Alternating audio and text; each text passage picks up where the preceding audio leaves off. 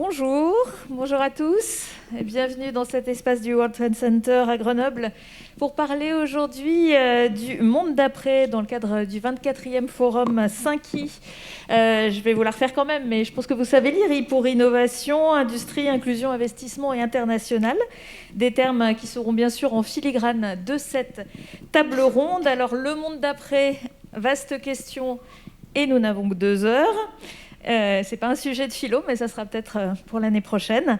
Alors même que finalement, on ne sait pas trop quand ça commence, le monde d'après, s'il a déjà commencé, si c'est pour après-demain, si ça sera peut-être pour un jour et que beaucoup d'interrogations demeurent. Néanmoins, la crise liée à la pandémie de Covid-19 que nous vivons maintenant depuis plus d'1 an doit forcément nous amener à réfléchir aux implications de ce gigantesque choc sanitaire, social, économique, technologique et géopolitique, à l'effet accélérateur et transformateur de cette crise. On espère évidemment qu'il y en aura.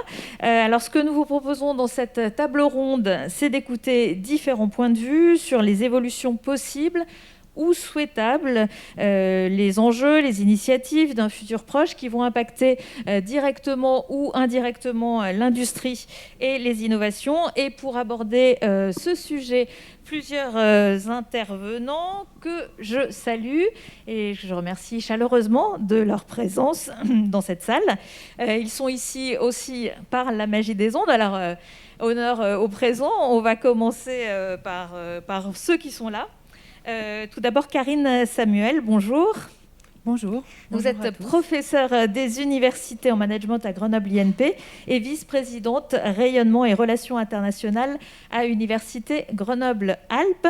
À vos côtés, Karen Amram, bonjour. Rebonjour. Vous êtes présidente du High Level Forum, responsable de la prospective internationale à CEA Tech. De votre côté aussi, Fabrice Mouron, bonjour. Bonjour Marie-Caroline. Et vous êtes directeur technique Grand Est pour Orange Cyberdéfense. Ça fait un peu peur comme ça, mais vous nous expliquerez. Et puis Denis Gala-Garcia, bonjour. Oui, bonjour tout le monde. Vous êtes cofondateur de Time for Planet. Vous nous expliquerez aussi ce que c'est et à quoi ça sert. Et puis, à distance, nous avons, j'espère qu'ils sont bien là, Grzegorz Zambrosiewicz, bonjour. Il n'est pas là, alors on va continuer. Si, ah non, alors je crois que c'est Rémi. Rémi Engelbrecht, bonjour. On ne vous entend pas encore, mais ça ne saurait tarder. On vous voit, c'est déjà pas mal. Mon micro est allumé. Voilà, parfait. Voilà. Bonjour Rémi Engelbrecht, vous êtes professeur à Grenoble École de Management, c'est bien ça ? Oui, et aussi co-organisateur de la Convention des entreprises pour le climat. Ah, Convention pour le climat, je crois qu'on va en parler aussi du climat. Et puis, donc, toujours à distance, alors je ne sais pas dans quel ordre ils vont arriver. On va essayer Marie-Hélène Cailleul. Ah oui, ça j'ai oublié. Est-ce que vous pouvez penser à éteindre vos téléphones, s'il vous plaît, ou les mettre sur vibreur ? Merci. Alors, est-ce que Marie-Hélène Cailleul est parmi nous ?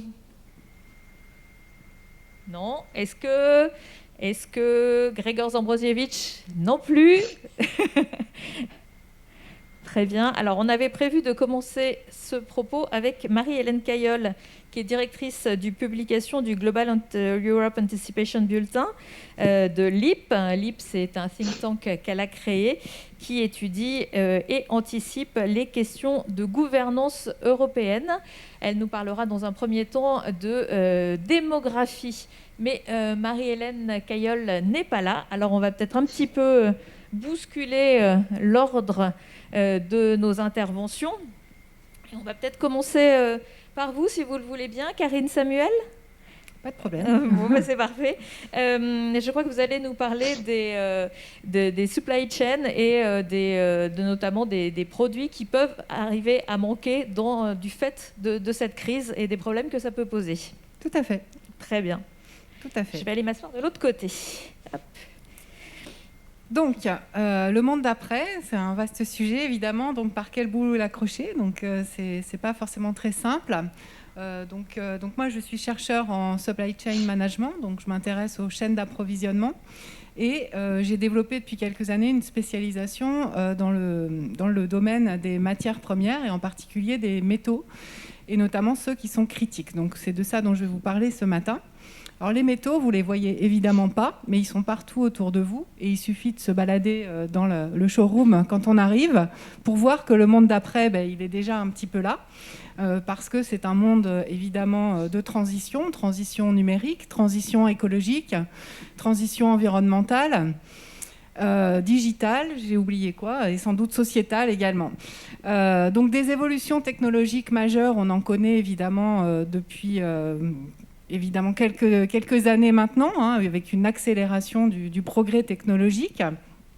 Et pour assurer le fonctionnement d'un monde toujours plus connecté, nous avons besoin de ressources. Et ces ressources, en fait, progressivement, on est en train de muter vers de ressources fossiles que nous utilisons massivement aujourd'hui encore, vers des ressources qui sont plus, on va dire, géologiques, puisqu'on les trouve dans la croûte terrestre.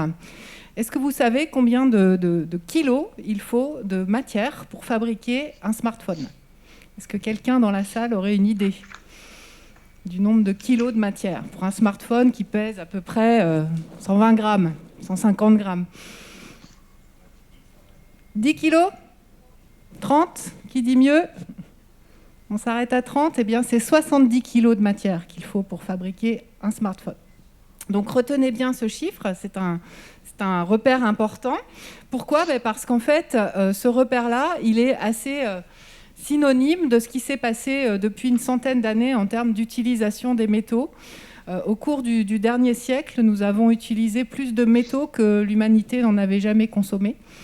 Et ces métaux, en fait, nous en avons besoin pour fabriquer tout notre environnement numérique, notamment digital, mais aussi pour assurer la fabrication de nos véhicules électriques, la fabrication de nos dispositifs d'énergie renouvelable, donc les éoliennes, les panneaux solaires, évidemment, etc. Et ces ressources, en fait, elles sont sous très haute tension, parce que, pour plusieurs raisons.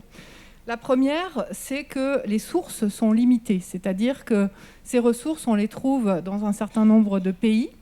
Alors, pour certaines, évidemment, elles peuvent être accessibles n'importe où, mais ce n'est pas parce qu'elles sont disponibles, qu'elles existent, qu'on va forcément les chercher. Pour vous donner un exemple, si je prends l'exemple des terres rares, nous fabriquions des terres rares en France il y a quelques années. C'était la société Rhône-Poulenc, qui est devenue Solvay, qui fabriquait des terres rares du côté de La Rochelle. Et puis, nous avons arrêté cette production. Alors, vous allez me dire, mais c'est idiot, si on en a besoin, pourquoi on l'a arrêté ? Eh bien, on l'a arrêté tout simplement parce qu'il y a des pays qui ont décidé de se lancer sur le commerce de ces terres rares, en particulier la Chine, de les exploiter au maximum et de pratiquer des prix tellement bas qu'aucun pays du monde n'était capable de pouvoir résister économiquement en fait, à cette pression qui a été mise par la Chine. Résultat des courses, aujourd'hui, les terres rares qu'on trouve à peu près dans tous nos objets électroniques, on est dépendant à 95% de nos approvisionnements de la Chine. La Chine qui ne s'est pas arrêtée à l'exploitation minière et au raffinage, mais qui en plus, derrière, a développé toute la filière pour fabriquer les composants, etc.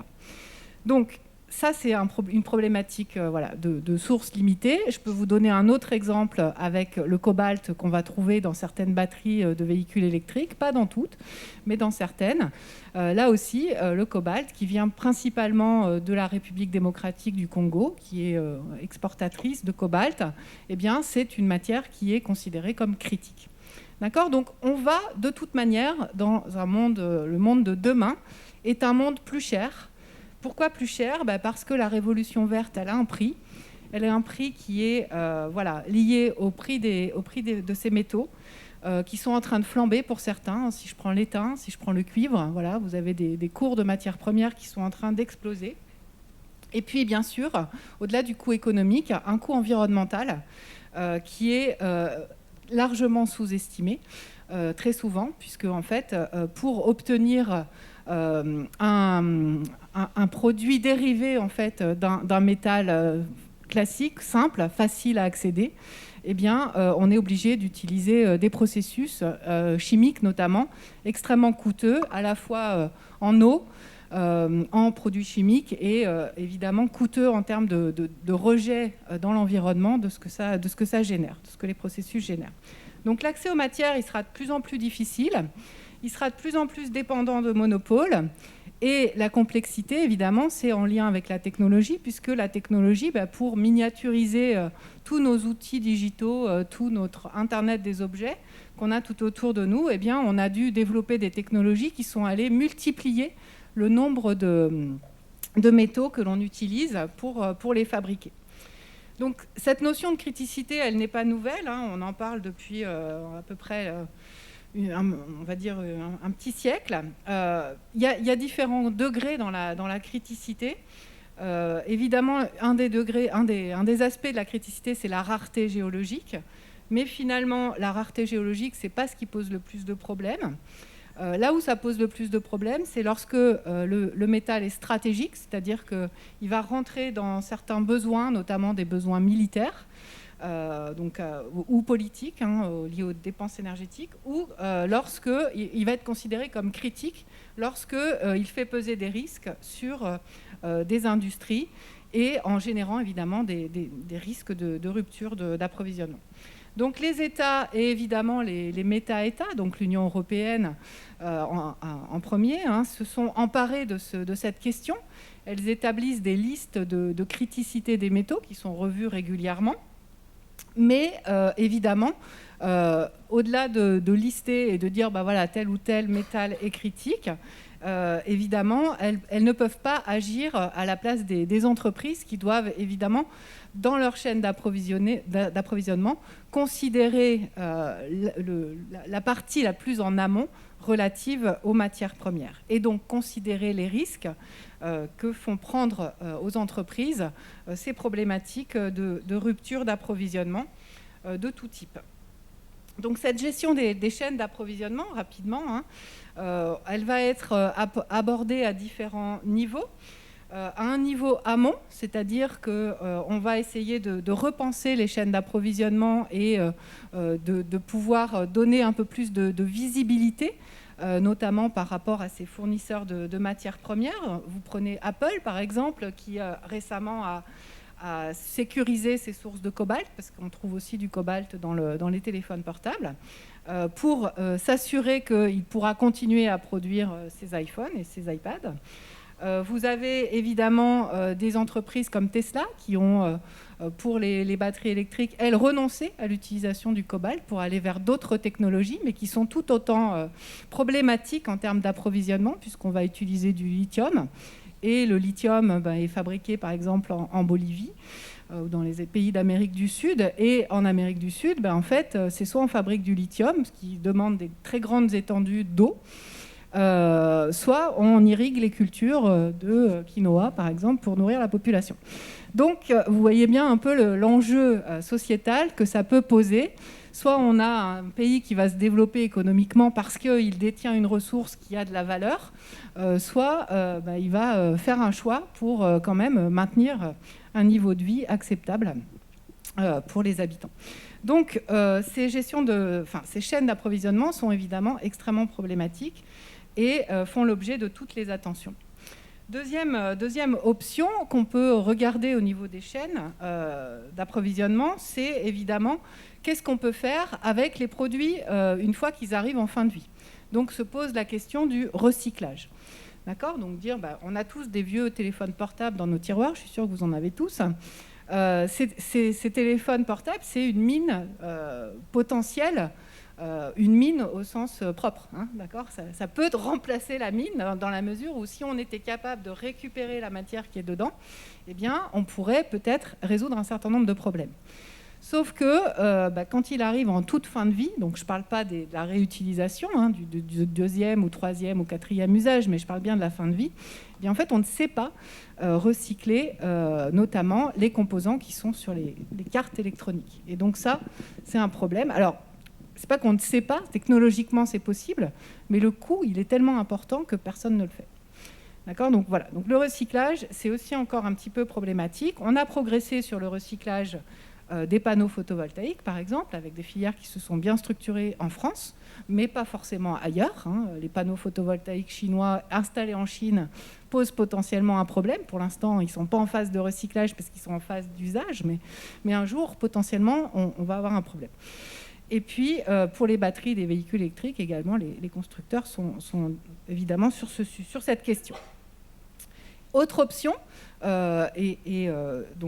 qui est une option très importante parce que justement, c'est là qu'intervient peut-être aussi mes collègues universitaires, mes collègues chercheurs, c'est la reconception des produits, c'est-à-dire alerter les chercheurs dès les phases de recherche fondamentale sur les matériaux qu'ils vont utiliser pour fabriquer les futurs composants, les futurs éléments que l'on va trouver.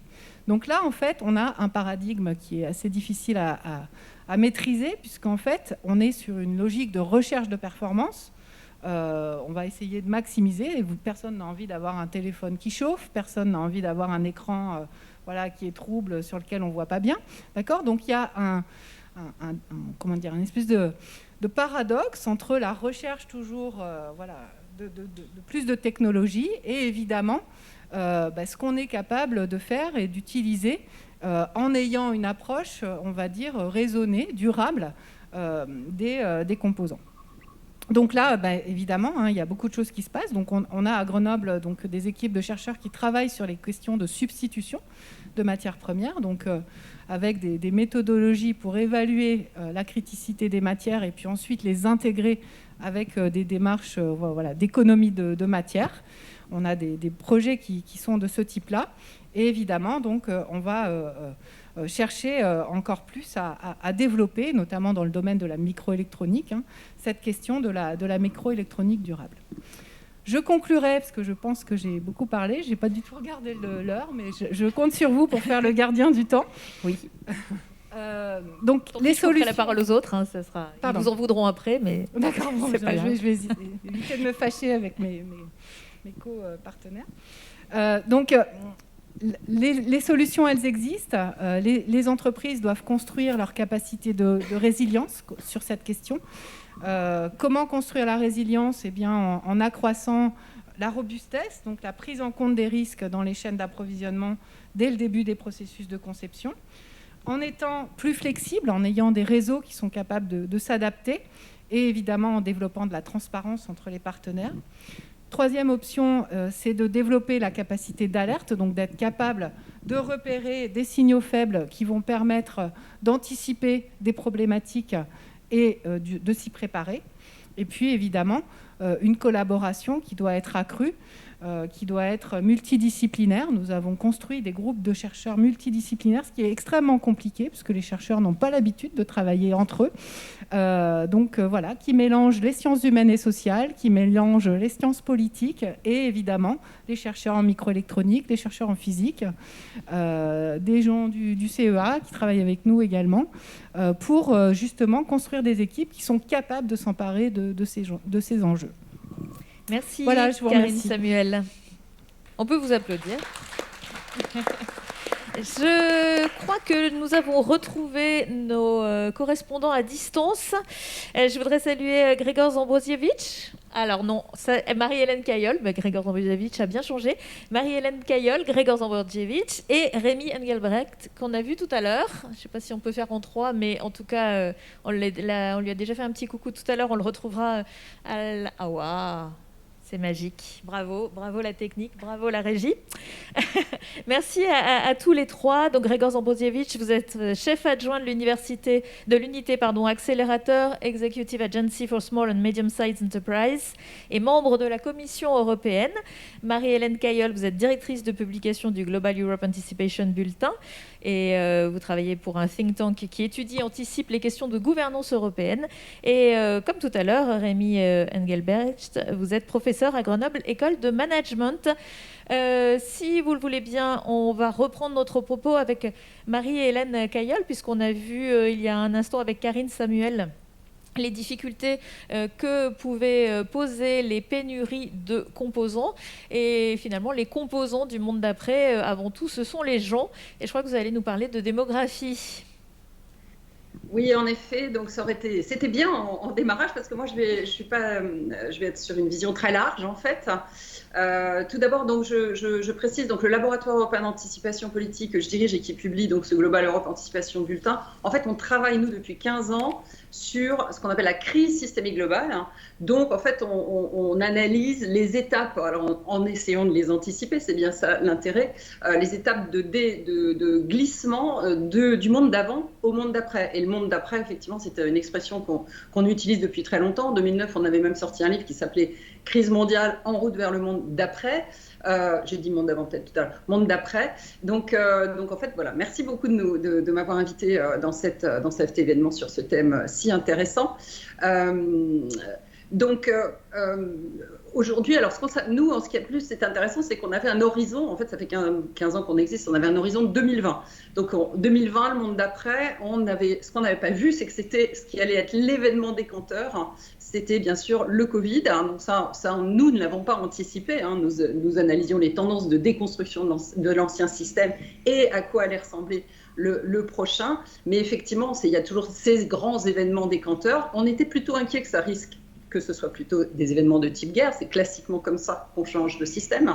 Donc là, on a en quelque sorte plutôt une vision positive sur, même si bien évidemment il y a énormément de problèmes qui se posent dans la suite de ce Covid, et d'ailleurs on n'est toujours pas exclu d'avoir d'autres types de problèmes. Donc voilà, donc aujourd'hui on est a priori on a basculé vraiment dans ce monde d'après, même s'il y a encore énormément d'éléments du monde d'avant qui sont toujours là et qui vont continuer de poser problème en se déconstruisant. Aujourd'hui, donc, on a des acteurs très conscients des problématiques, des enjeux de transition. On a de l'argent, ça c'est quelque chose que je voulais dire. J'assistais hier à une réunion d'Europlace là, organisée par la Bourse de Paris, etc. Et ils ont tous la banane jusque-là en disant de l'argent, il y en a partout. Il y a les plans de relance, il y a l'épargne des gens accumulés pendant le confinement. Il y a l'Europe, en tout cas en ce qui concerne l'Europe, qui a renforcé toute sa capacité financière d'attraction d'investissements étrangers. Donc l'argent est lié. Les idées, le fléchage, la Commission européenne qui donne des guidelines, qui travaille en coordination qui coordonne les États membres pour effectivement flécher tous ces investissements. Mais on reste dans un modèle libéral, bien sûr. Il y a une allergie à l'idée de la planification vraiment. Donc, d'une certaine manière, ensuite, on dépend d'un tissu économique et financier qui est libre en fait de ces investissements. Et donc, il y a bien une problématique aujourd'hui très importante à laquelle vous répondez avec cet événement, qui est de s'informer correctement, d'arriver à créer un collectif économico-financier qui ait bien non seulement conscience des enjeux, mais des moyens et qui se responsabilise, etc. Alors, mon histoire de démographie, c'est un petit peu ma contribution aujourd'hui dans ces 10 minutes à cette information, à cette instruction d'un collectif. Bon, je ne sais pas combien vous êtes exactement ici, on ne voit pas la salle, mais voilà. Alors, ce que je voulais poser, c'est donner vraiment une très, très, très, très grande, la big picture avec cette histoire démographique. Et avec ce prédicat que je pose, qui est, je pense que tout le monde est plus ou moins d'accord avec ça, donc la démographie est la mère du changement. Alors nous, bien sûr, avec notre travail d'anticipation, ce qu'on regarde constamment, c'est le changement. C'est qu'est-ce qui va changer, qui nous oblige à nous adapter. Donc, et le grand facteur de ce changement, c'est bien sûr la démographie. Dès qu'on a, donc dans un système donné, dans un système économique fondé sur un modèle de captation des ressources, etc., existantes, etc., il y a un moment où ça crée de la prospérité. Voilà, le système crée de la prospérité. La démographie gonfle et à un moment, on arrive sur un nouveau plafond de verre, donc qui est cette inadéquation entre la masse humaine et les ressources disponibles dans le modèle donné. Donc là, c'est vrai que ça fait lien avec ce que j'entendais juste avant. Et ce changement, et c'est ça qui impose les très grands changements, ces fameuses crises systémiques globales, parce que le changement, ça devient vite une crise. Alors nous, on passe notre temps à dire que si c'est anticipé, le changement, ça peut ne pas être une crise. Donc, est-ce que l'humanité va apprendre collectivement à mieux anticiper pour effectivement être constamment finalement sur de l'adaptation? Ça, c'est une possibilité. Pour l'instant, on n'y croit pas. Nous, ça fait 15 ans qu'on observe et qu'on voit la lenteur à laquelle les choses se mettent en place et à quel point il faut arriver à des chocs, comme la pandémie aujourd'hui, pour arriver effectivement à enclencher vraiment les transformations dont on a besoin. Alors, donc idéalement, j'ai envie de dire qu'il faudrait qu'on arrive, au milieu de tout ce travail qu'on fait de transition, à aussi intégrer un élément de stabilisation de la démographie. Alors, je vais vous montrer, je ne sais pas si vous le montrez là, le graphique, c'est assez important parce que je vais commenter un graphique. Est-ce que vous le voyez tous, Oui, vous pouvez me dire? Oui. D'accord, le graphique est sous nos yeux. C'est important, je vais le commenter. Et je voudrais faire une remarque préliminaire. Donc là, en fait, le graphique, c'est un graphique des Nations Unies qui donne 3 scénarios d'avenir de la démographie. Comme ça, une fois qu'on a dit ça, on n'a rien dit. Bon, bref, je ne fais pas plus de commentaires, mais par contre, moi, ça me donne une base pour vous faire remarquer certaines choses sur ces 3 directions-là. Mais j'ai une remarque préliminaire avant à faire. C'est qu'en fait, la démographie, qui nous intéresse, ce n'est pas la démographie en valeur absolue, qui est déjà absolument énorme. On a des mouvements exponentiels, quasiment exponentiels quand on regarde la courbe démographique sur 2000 ans, ça donne une impression d'exponentialité. Alors, est-ce qu'on est sur des phases quand même de ralentissement? Sans doute.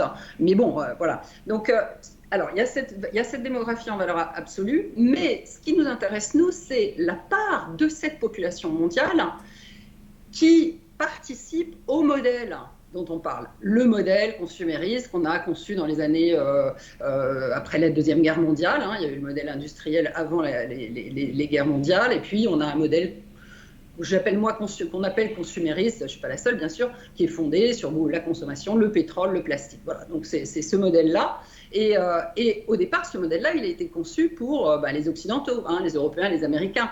Et puis maintenant, forcément, il y a une part croissante de l'humanité qui participe à ce modèle consumériste. Et c'est aussi ça qui pose problème. C'est pour ça que ce n'est pas seulement la valeur absolue de la démographie qui est intéressante à suivre, c'est bien... Et là, je vais juste vous donner 2 chiffres. Ce qui est intéressant, c'est de voir que dans les années 60, il y avait 3 milliards de personnes sur la planète, mais 33%, nous on utilise le critère d'urbanisation. Il est un peu simplificateur, mais bon, moi, il a le mérite de permettre de faire des calculs et il est quand même pertinent. Donc, il y avait 33% de la population seulement qui était urbanisée dans les années 60. Donc, ça veut dire qu'il y avait 1 milliard de personnes qui participaient à la consommation, au modèle de consommation. Et en plus, ce n'était pas la même consommation. Donc, bon, donc 1 milliard. Aujourd'hui, on est près de 8 milliards et il y a 55% de la population qui est en réalité maintenant urbanisée. Et du coup, ça nous donne, on passe de 1 milliard en 60 ans, c'est-à-dire c'est un clignement d'œil à l'échelle de l'humanité, on passe de 1 milliard à 5 milliards de personnes, si vous faites le calcul rapidos, 5 milliards de personnes, d'individus qui participent à ce modèle de consommation. Là, on a quand même bien, ça donne une idée de pourquoi on bute tant sur effectivement ces frontières planétaires, ces planetary boundaries. Alors, je reviens à mon graphique. Alors aujourd'hui, l'humanité est clairement face à cette problématique du plafond de verre. L'ancien système, ça ne fonctionne plus, il faut en inventer un autre. Et c'est une crise généralisée qui se met en place. Et là, dans ces cas-là, nous, ce qu'on a repéré, c'est qu'en réalité, il y a 3 méthodes, stratégies d'adaptation à cette situation-là. La première, c'est ce qu'on appelle la méthode naturelle. C'est la première courbe, c'est la courbe verte d'ailleurs, sauf qu'elle est verte, c'est très bien. C'est la réaction naturelle, c'est on est trop nombreux, on est déjà trop nombreux depuis longtemps d'ailleurs, donc il va y avoir des phénomènes relativement naturels de type maladie, de type famine, de type, voilà, il n'y en a plus assez pour tout le monde et il y a des contingents entiers de population qui sombrent dans la misère, voilà, donc, et ça fait mourir des gens, et bon, j'ai parlé des guerres aussi, etc. Et donc, on a en fait des tensions, bien sûr, sur justement la raréfaction des ressources, donc guerre, là, je réinsiste, et on a donc une perspective de décroissance, mais violente, donc là, c'est cette première courbe, c'est donc ce qu'on appelle donc la réaction, on va dire, la stratégie d'adaptation naturelle. Alors, ensuite, on a la courbe jaune, qu'on appelle celle-ci politique. Donc c'est celle qui d'ailleurs nécessite de l'anticipation, notamment, c'est de voir qu'effectivement il va falloir changer quelque chose, mais notamment qu'il va falloir essayer de stabiliser. Donc c'est très politique Et d'ailleurs, alors c'est par exemple ce que font les Chinois avec la politique de l'enfant unique, mais c'est aussi par exemple ce que fait l'Occident avec une espèce de truc très collectif, très inconscient collectif sur cette idée un peu de fin de civilisation, de il n'y a plus d'avenir, de l'humanité dangereuse, de il ne faut plus faire d'enfants. Voilà, donc vous voyez, on a quand même aussi des choses assez... Alors, le problème de cet axe-là, pour l'instant, mais il y en a d'autres quand même, mais là, je relève les plus embêtants, on va dire, c'est que c'est une piste qui verse facilement dans soit le totalitarisme, soit dans l'hyper-pessimisme apocalyptique, qui pose des tas de problèmes de drogue, des problèmes de suicide, voilà, d'une société qui est malade d'avenir, en fait, qui effectivement ne croit plus en elle, s'estime dangereuse, etc. Alors, il y a d'autres manières de voir ça plus positivement, notamment le fait que, de manière plus instinctive, on a remarqué, bien sûr, vous y pensez sans doute déjà, c'est que le phénomène d'urbanisation va aussi avec, bien évidemment, un effondrement de la fertilité, que donc, là, de manière plus naturelle et moins négative, on a des phénomènes de stabilisation. Mais c'est là qu'on a quand même un problème, et c'est le problème que je voudrais relever au milieu de tout ça, avant d'arriver à la troisième courbe, c'est le problème de l'économie qui a besoin de croissance. Et nous, ce qu'on est en train de voir là dans nos analyses, c'est que jusqu'à présent, on avait une Chine qui faisait qu'un enfant unique, on avait un Occident qui était un peu sur un mode suicide, et on a Chine qui vient d'annoncer qu'elle passait à 3 enfants autorisés maintenant, et on a un Occident qui commence à paniquer à l'idée de démographie trop faible et qui commence à relancer des politiques natalistes. L'Espagne, là, vient de sortir un document Espagne 2050 où il est question de ça, parce que ça leur pose un problème. Et bien évidemment, vous avez compris que les énormes dettes qu'on a fait actuellement imposent encore plus, et sur des nombreuses années, parce qu'il va falloir désendetter tout ça, arriver à recréer de la croissance pour financer, pour rembourser toutes ces dettes qu'on est en train d'accumuler pour poser l'avenir. Donc voilà le type de problématique qu'on a sur la courbe jaune. Et puis il y a la courbe rouge. La courbe rouge, c'est celle qu'on appelle la courbe éco-tech. Donc c'est celle qui part du principe qu'effectivement l'économie a besoin de croissance et que la technologie permet bien sûr de repenser un nouveau modèle. Donc là, je pense qu'on est beaucoup dans cette enceinte sur cette deuxième courbe. Je dirais que l'extrémiste de ça, c'est quelqu'un comme Elon Musk, qui lui est déjà en train de dire qu'on va coloniser Mars et qu'effectivement, et là, donc la démographie, ça consiste à dire là, on libère, on crée un nouveau système, on peut être 15 milliards ou 100 milliards, pourquoi pas, en 2200, voilà, par exemple, 100 milliards en 2200, on a colonisé l'univers, etc. Inutile de vous dire que là, il va falloir effectivement beaucoup d'argent, beaucoup de croissance donc pour arriver à ça. Et surtout, je retombe sur ma démographie et mère du changement, c'est que ce modèle-là, il aura lui aussi bien évidemment un terme. Et c'est ça qui nous intéresse en anticipation. C'est cette courbe rouge, elle nous envoie vers quelle nouvelle crise systémique globale. Donc, voilà, moi, alors je ne voudrais pas poser de jugement là-dessus. Je trouve qu'actuellement, les 3 pistes sont plutôt toutes inquiétantes et qu'il va falloir avoir beaucoup d'imagination pour arriver à justement créer quelque chose qui soit à la fois sustainable, avec cette idée donc, de stabilisation pour les ressources, pour tout ça, etc. Même si on s'en libère, bien sûr, par la technologie, toute l'invention, toute la tech, c'est ce qui va permettre de se libérer ou en tout cas d'utiliser de moins en moins de matières premières, etc. Mais à un moment, quand est-ce qu'on pourra arriver aussi à créer de la croissance sans avoir une croissance démographique ? Voilà, c'est une problématique que je vous ai posée, de la matière à réflexion, et je suis ravie d'écouter la suite. Merci beaucoup Marie-Hélène Cailleul, on peut vous applaudir.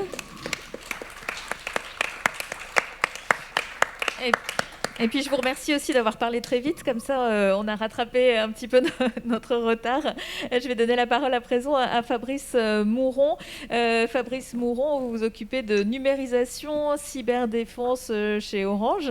Alors est-ce que le monde d'après comporte plus de risques pour les entreprises ? Il ne faut pas qu'elles baissent la garde ?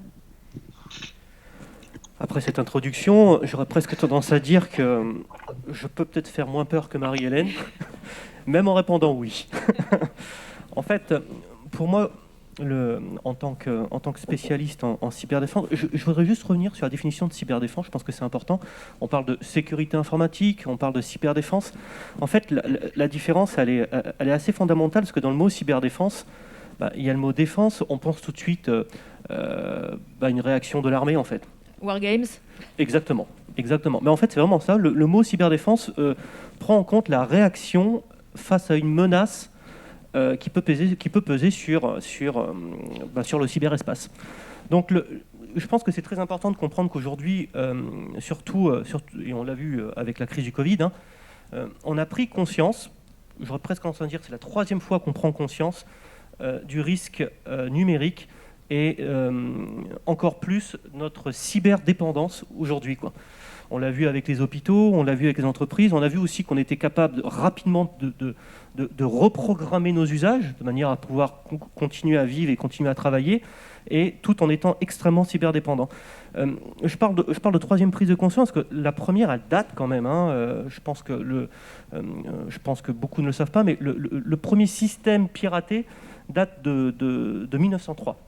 Donc c'était le système de Marconi qui consistait à l'époque à pouvoir faire de la communication sans fil. Donc c'était vraiment une prouesse. Et à cette époque-là, les grands industriels, notamment qui travaillent dans le câble, je ne suis pas en train de faire de la pub pour Orange, mais ont pris peur. Ont tout simplement pris peur en disant « Oh là là, si cette innovation-là fonctionne, ça va représenter une très, très, très grosse perte économique pour nous et financière. » Donc ils ont engagé ce qu'on peut appeler le premier hacker. Et lors d'une démonstration du système de Marconi, je crois que c'était en Angleterre, devant des lords, donc une communication longue distance entre l'Italie et l'Angleterre, le pirate a pris possession du système et a envoyé des insultes en live, en fait. Donc c'était vraiment le premier piratage. Le second, et je pense que celui-là a fait tourner, on va dire, beaucoup d'acteurs, parce qu'on en a fait des films, en fait, c'est le ver qu'on a appelé Stuxnet. Donc il s'attaquait aux centrifugeuses iraniennes, principalement, parce qu'à cette époque, on a pu détecter plus de 45 000 machines infectées, donc 30 000 vraiment localisées dans une région en Iran. Et donc là, le monde a pris conscience de la vulnérabilité de ces infrastructures les plus critiques. Et ce ver donc s'attaquer aussi bien à un système informatique qu'à un système industriel. Donc pour tout le monde, qu'est-ce que j'appelle un système industriel, en fait, c'est un logiciel qui pilote une infrastructure physique ou mécanique. Donc on en a partout. On en a partout, tout autour de nous, dans le monde de l'énergie, dans le monde des transports, dans le monde de l'agroalimentaire, la pétrochimie, la pharmacie, le biomédical. Donc on a pu le voir pendant le confinement, ces hôpitaux qui ont été complètement paralysés par un ver. Et c'est là qu'on prend conscience tout d'un coup, si on est cyberdépendant, on est exposé à un risque cyber beaucoup plus fort. Donc dans un monde où, pour moi, on va devenir de plus en plus connecté, on parle maintenant d'hyperconnectivité, la 5G est en train d'être déployée, les premiers tests sont en train donc d'être effectués. En tant que spécialiste en cyber, moi je peux juste constater quelque chose, en fait. Plus de machines, pour moi, ça fait plus de risques, ça fait plus de portes, ça fait plus d'exposition à la menace. Je pense qu'il ne se passe pas une semaine aujourd'hui sans qu'on parle d'une nouvelle faille critique dans le monde. On a pu voir récemment plus de 700 millions de comptes LinkedIn qui ont été mis en vente sur le Darknet. Donc c'est vrai qu'on peut se poser la question, mais pourquoi faire ? En fait, ces comptes aujourd'hui possèdent toutes les informations pour pouvoir effectuer une attaque qu'on appelle de type phishing. Donc ça conjugue de l'ingénierie sociale. On va jouer avec la confiance que vous avez en matière, sur telle ou telle information, pour pouvoir ensuite soit s'infiltrer dans votre système, soit utiliser votre propre machine pour pouvoir perpétrer d'autres attaques, en fait. Et c'est ce risque-là qui pèse aujourd'hui principalement dans un monde hyper connecté. C'est la confiance dans le numérique, la confiance que vous avez vis-à-vis des autres à travers le numérique. Et aujourd'hui, cette cyberdépendance peut entraîner des catastrophes comme on a vu sur l'hôpital de Villefranche, donc pas très loin d'où on est aujourd'hui, sur lequel en plus notre président de la République a pu intervenir, a pu voir le constat, a pu déclencher aussi des actions. Moi très clairement je ne fais pas de la politique, mais je trouve que c'est clairement pas suffisant en fait. Ce qui est nécessaire aujourd'hui, c'est comme Marie-Hélène l'expliquait, il faut anticiper les choses pour pouvoir en fin de compte soit sensibiliser beaucoup mieux les utilisateurs et le monde de l'entreprise, surtout que les industries aujourd'hui sont en pleine transformation. On parle de 4e révolution industrielle. Qu'est-ce que c'est que cette 4e révolution industrielle ? Encore une fois, c'est ni plus ni moins que l'usine connectée en fait. Donc on parle encore de connectivité. Donc quand je vous dis que demain, le monde d'après pour moi sera hyper connecté, je pense que tout le monde est d'accord là-dessus, quoi. Cette hyper-connectivité dans le monde de l'entreprise, faut l'anticiper aussi. Ce que je dis souvent aux clients que j'accompagne, c'est que la cyberdéfense, donc vous avez bien compris le mot cyberdéfense maintenant, donc réaction face à une menace, doit amener à une notion de cyber-résilience. Donc si votre usine devient de plus en plus connectée, votre usine doit devenir aussi cyber-résiliente. Et cette notion d'hyperconnectivité dans le monde de l'usine, je veux passer sur tous les bienfaits que ça peut apporter, pour vraiment, on va dire, sensibiliser sur la menace que ça peut engendrer. Avant, votre ligne de production, tout simplement, n'avait pas besoin d'avoir une connexion soit sur votre informatique de gestion, donc les réseaux de l'entreprise, soit à travers un modem 3G ou 4G, pour pouvoir faire donc de la prise en main à distance. Aujourd'hui, c'est de plus en plus le cas. Parfois même, un directeur d'usine ne sait pas que son usine est connectée, tout simplement pas. Quand l'usine prend la direction d'une révolution industrielle comme celle qui s'effectue aujourd'hui, là par contre il le sait, parce qu'il va devoir ouvrir directement ses lignes de production pour pouvoir gérer en temps réel ses stocks. Aujourd'hui, un module ERP a besoin d'interroger la ligne de production pour savoir l'état des stocks. Donc tout ça ça ouvre un flux qui n'existait pas avant en fait, entre l'ERP et jusqu'à l'usine, jusqu'à la ligne de production. Et c'est comme ça aujourd'hui qu'on peut ouvrir une menace qui n'existait pas avant. D'autant plus l'usine est beaucoup plus vulnérable. Pourquoi ? Parce que la construction de l'usine, son design, a été conçu de manière à ce que ça puisse fonctionner pendant entre 30, 40, voire beaucoup plus dans le monde du nucléaire, jusqu'à 60 ans en fait. C'est-à-dire que ce qui a été conçu doit rester tel quel pendant toutes ces années-là.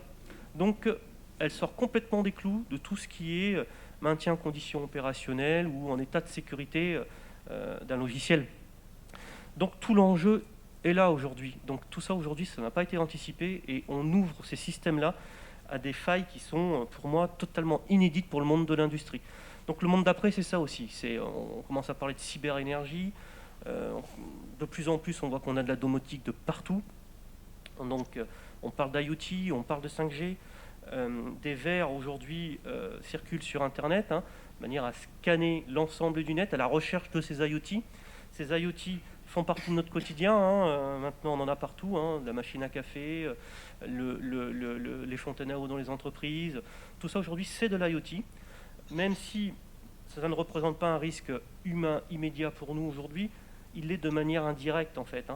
Si on prend les derniers verres en date, comme Reaper ou autres, qui sont en capacité de se connecter avec des logins et des mots de passe par défaut ou d'exploiter une faille de sécurité dans un objet connecté, peuvent demain servir à faire des dénis de service, tout simplement. Parce que ce que c'est d'un déni de service, c'est que ça va rendre inopérant un système pour lequel il a été conçu. Donc un site web, on a vu le New York Times, je crois qu'il y a 2 ans, qui avait subi un déni de service à travers des objets connectés. Et donc le monde d'après, pour moi, c'est ça, c'est vraiment se préparer à cette cyberdépendance en prenant en compte ce qu'on appelle maintenant la cyber-résilience. Merci Fabrice Mouron.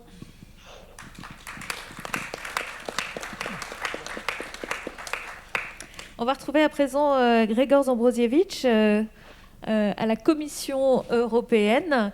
Est-ce que l'Europe était bien préparée à la crise et comment elle a pu aider les entreprises ? C'est ce qu'on va voir avec vous.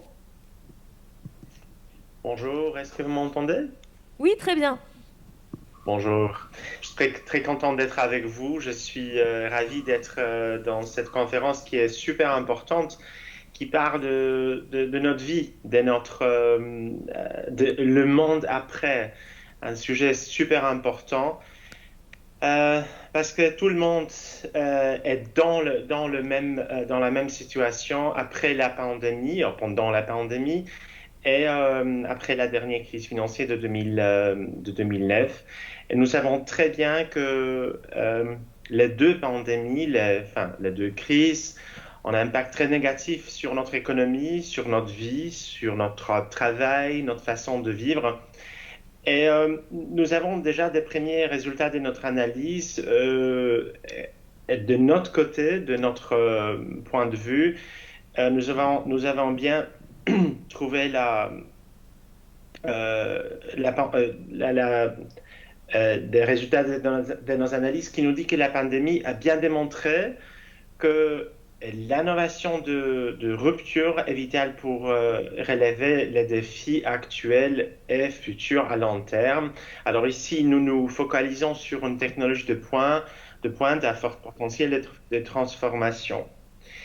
Je pense que ce que nous proposons ici pour toute l'Europe, pour des sociétés, c'est de se concentrer sur l'avenir, sur les prochaines étapes, sur l'innovation.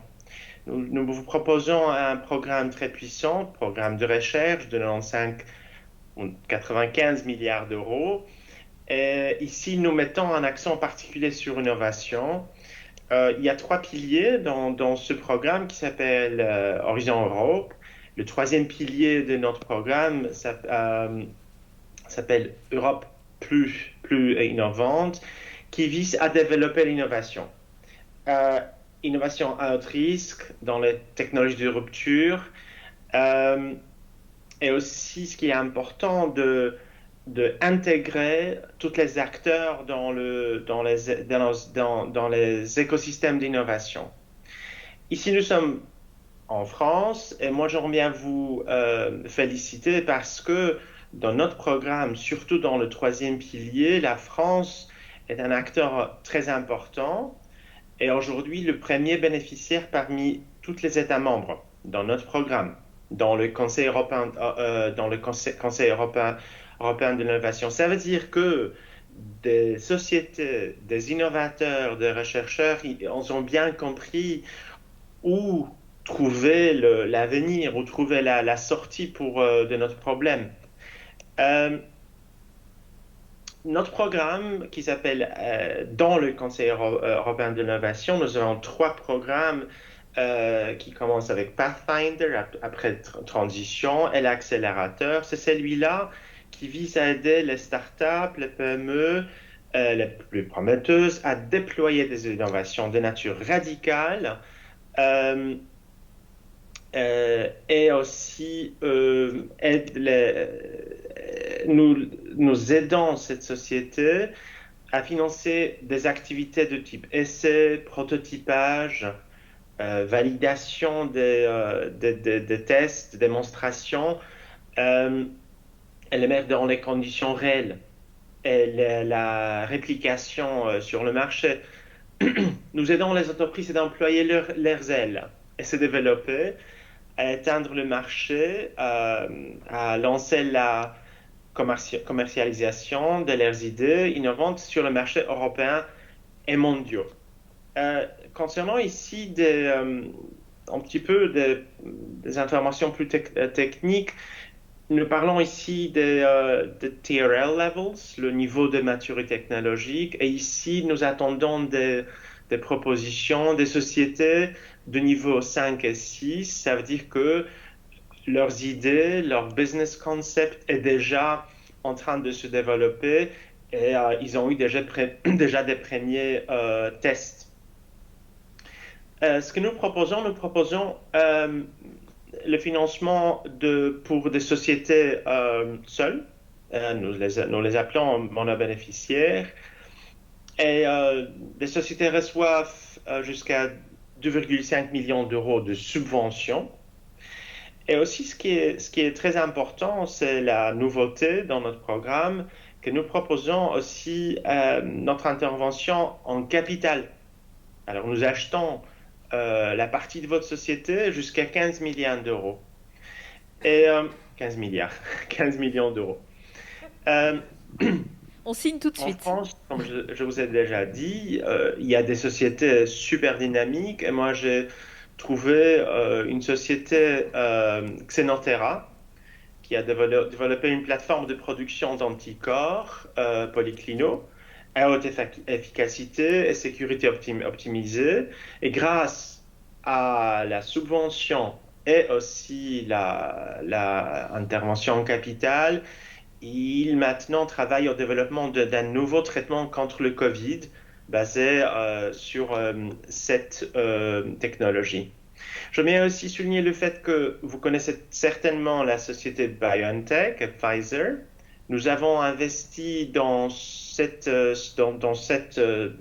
BioNTech presque 100 millions d'euros et aussi pour développer le vaccin contre Covid et aussi CureVac.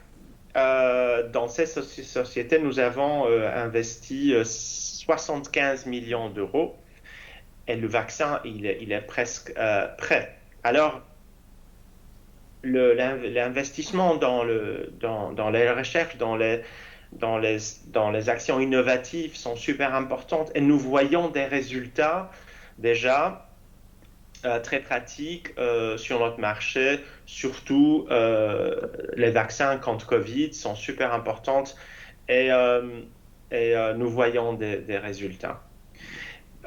Pour conclure, j'aime bien toujours être proche des chercheurs, des scientifiques. Je reviens ici sur le fait que je suis sûr que vous vous souvenez de Joseph Schumpeter, qui a parlé de l'innovation. Il a mis l'innovation dans le centre de ses analyses et il a identifié exactement l'innovation comme la dimension critique du changement économique. Il a soutenu que le changement économique tourne autour de l'innovation, des activités entrepreneuriales et du pouvoir de marché. En même temps, il a prouvé qu'à long terme, le pouvoir de marché et de l'innovation donne les meilleurs résultats que la main invisible de Adam Smith et la concurrence, le prix. En même temps, l'innovation incite les autres sociétés à développer de nouveaux produits et procédés et se développer.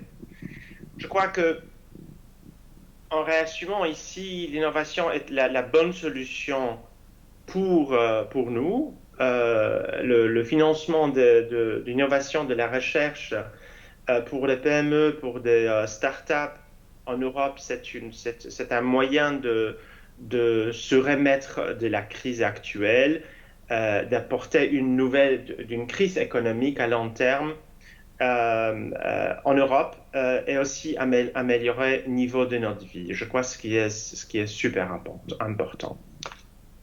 Merci. Merci Grégor Zambrosiewicz. On peut vous applaudir et merci pour le petit cours d'histoire de l'économie. Alors si les aides sont en Europe, elles sont aussi tout autour de nous. Karen Amram, c'est ce que vous allez nous expliquer ? Oui, merci Marie-Caroline. Je suis ravie d'être là, moi aussi. Alors je vais revenir un petit peu sur ce que vous avez déjà tous dit et peut-être même anticiper un tout petit peu sur votre propos. Mais d'abord, le monde d'après, moi j'ai l'impression qu'on a déjà tous de pieds dedans. Donc en fait, le monde d'après, il n'est pas après. Il est déjà là. Et cette anticipation dont nous parlait aussi Mme Cayol, je crois qu'on la subit parfois, mais elle est plutôt bénéfique. Alors, pourquoi elle est là ? Alors aujourd'hui, moi, ça me frappe. J'ai fait un tour quand même dans le hall, j'ai écouté des pitchs, et j'ai quand même l'impression que beaucoup de la créativité qui réside dans les produits, dans les services que les startups nous présentent aujourd'hui, elle elle vient de ce qui s'est passé là tout récemment, mais pas que. Mais donc voilà, ces startups, ce que vous nous apportez, vous êtes là en train de nous aider à construire ce monde d'après dans lequel nous sommes déjà. Voilà. Alors moi, qu'est-ce que je fais ? Justement, je travaille pour un genre de collectif qui considère que l'innovation, ça ne se porte pas par une seule branche, mais par d'États. Et donc, l'innovation, certes, elle est souvent poussée par la technologie, mais pas que. Donc, le High Level Forum, qu'est-ce que c'est ? Le High Level Forum que je préside, c'est un réseau d'écosystèmes d'innovation, un réseau international qui a vu le jour ici, dans l'écosystème grenoblois, le grand écosystème grenoblois, qui, à mon avis, anticipe aussi depuis de nombreuses années sur ces questions-là. Alors, qu'est-ce qu'on y fait dans ce réseau ? On discute d'innovation. Ça fait déjà depuis 2012 qu'on discute d'innovation. Donc, on y a inclus des régions de par le monde, tous les continents, aussi bien en Amérique du Nord, comme Stanford University, Argonne Laboratory. On a aussi des régions qui nous ressemblent un petit peu comme Tsukuba au Japon, avec des écosystèmes qui œuvrent tous dans la même direction. Innover, mais pourquoi ? Pour se rapprocher encore plus du besoin de nos concitoyens. Voilà. Et donc, ces écosystèmes, qu'est-ce qu'ils font ? Ils discutent. Parce qu'ils estiment que si ils font bien chez eux, pour continuer à faire bien, il ne suffit pas de se regarder le nombril, mais qu'il est bon peut-être de discuter avec les autres pour faire des comparaisons. Donc, apprendre des autres pour mieux travailler chez nous, c'est ça. C'est ce qu'on fait au High Level Forum. Mais on ne le fait pas simplement avec des académiques, des organismes de recherche et de transfert technologique, comme le CA, dont je fais partie, ou l'UGA. On le fait aussi, bien sûr, avec des industriels de toute taille. Il se trouve qu'on en a beaucoup chez nous aussi, des startups, des investisseurs, l'enseignement supérieur et la recherche, bien sûr, c'est les viviers. On doit parler aux jeunes, on doit parler aux étudiants, ils doivent aussi nous parler. Et on n'oublie pas aussi la société civile, les organisations telles que Times for the Planet. D'ailleurs, à l'issue de cette table ronde, je vais vous inviter au prochain sommet du High Level Forum qui va parler de réinvention de l'industrie en support d'une société résiliente à la fin du mois. On ne fait pas de publicité. Non, c'est pas de la pub parce qu'il n'y a pas de profit. Voilà. Donc c'est vraiment un exemple de ce que nous faisons au High Level Forum, c'est qu'on discute de tout cela. Alors aujourd'hui, il se trouve qu'on a pas mal d'ingrédients autour de cette table ronde et c'est ça qui est formidable. C'est que j'ai l'impression d'être au sein d'un débat du High Level Forum parce que on regarde ce monde d'après à travers de nombreux prismes. Voilà, et c'est vraiment cette chose-là qui est intéressante. Alors, pour vous donner maintenant un petit peu plus de point de vue, et je vais représenter aujourd'hui donc ce réseau. L'année dernière, à l'épreuve du Covid, évidemment, nous nous sommes intéressés au sujet de la résilience des écosystèmes d'innovation. Et j'ai d'ailleurs eu la chance de travailler avec Gabriel Voisin-Franin. Et nous nous sommes intéressés également à l'innovation intégrative, exactement ce dont je viens de vous parler. Nous nous sommes intéressés également aux innovations technologiques gagnantes de la crise. Parce que la crise, et c'est pour ça que je vous disais qu'on avait les pieds dedans, dans ce monde d'après, certes, elle a ralenti des choses. Certes, son impact est très difficile au quotidien. Mais elle a aussi boosté énormément l'innovation. Ça faisait des décennies qu'on n'avait pas vu autant de créativité, autant de produits arriver. Et pourquoi ? Il fallait répondre à un besoin, il fallait répondre à une urgence, il fallait répondre à ce besoin de résilience. Voilà, donc on a planché là-dessus. Et la conclusion, finalement, a été assez positive. Alors, fort de ce débat sur la résilience, on est arrivé à la conclusion qu'il fallait surtout s'intéresser à à un monde industriel en pleine évolution, qui a toujours été en transformation, mais qui aujourd'hui, dans la course des changements climatiques, environnementaux, numériques, cyberdéfensiques, non ça se dit pas, hein, voilà. Donc cette industrie, elle se réinvente aujourd'hui avec des nouveaux facteurs, c'est-à-dire qu'on n'a plus les mêmes choses qui se sont passées. On a cette crise, c'est pas l'avant-après, mais c'est cette crise qui s'accompagne de tous ces changements qu'on avait déjà opérés, dans lesquels on était déjà rentré. Donc ça fait des facteurs accélérateurs qui sont vraiment, à mon avis, bénéfiques également pour cette réflexion commune au cours d'écosystèmes d'innovation. Alors pour revenir maintenant juste sur le propos de Grégor, vous ne l'avez pas dit, mais dans le pilier 3, justement, de Horizon Europe, ce qui est formidable, c'est qu'il y a un nouveau programme qui s'appelle également Écosystème d'innovation. Je voulais conclure avec cela pour vous dire que finalement, cette échelle de l'écosystème, c'est-à-dire c'est plus un organisme, c'est plus un acteur tout seul qui va driver l'économie ou la recherche, c'est vraiment ce collectif. Aujourd'hui, à l'échelle internationale, on reconnaît que c'est la bonne échelle. Donc depuis 2012, on y travaille. On va continuer depuis Grenoble à le faire, mais je trouve formidable qu'au niveau européen également, il y a un programme qui essaye de booster ces collaborations au sein des écosystèmes et pour mettre les écosystèmes internationaux et européens en liaison les uns avec les autres. Donc, nous avons tous des bonnes soupes, en particulier chez nous. Voilà, je peux le dire, je ne suis pas née ici, donc c'est absolument objectif, mais ce n'est pas pour autant qu'il faut s'endormir sur nos lauriers. Donc, apprendre des autres, c'est encore mieux, et les autres, c'est tout le monde. Voilà. Merci Karen Amram. À présent, on va voir avec Rémi et Engelbrecht, on va parler de transition écologique. On n'en a pas encore beaucoup parlé, mais j'imagine que le dernier rapport du GIEC va mettre la lumière un petit peu sur tout ça, et Rémi et Engelbrecht aussi. Oui, bonjour. Oui, la transition écologique va nous imposer des innovations, mais va surtout, sans doute, nous imposer d'innover dans la manière d'innover. C'est surtout de ça dont je vais vous parler. Vous m'entendez bien ? On vous entend. D'accord, très bien. Je commence toujours quand même par un rappel de choses qui sont a priori simples, autant être clair. Quand on parle d'enjeux écologiques, il y a 4 enjeux, hein, la surchauffe du climat, l'épuisement des ressources, donc on en a parlé tout à l'heure, des métaux rares, etc. La chute de la biodiversité, l'effondrement du vivant et les pollutions. Voilà, ça c'est pour culture générale. Sur le climat, par exemple, en termes d'innovation, il y a des innovations pour limiter les gaz à effet de serre. Il y en a d'autres énormément, parce que maintenant que le climat, on est sûr qu'il va se dériver encore plus, tout un paquet d'innovations sur l'adaptation au changement climatique.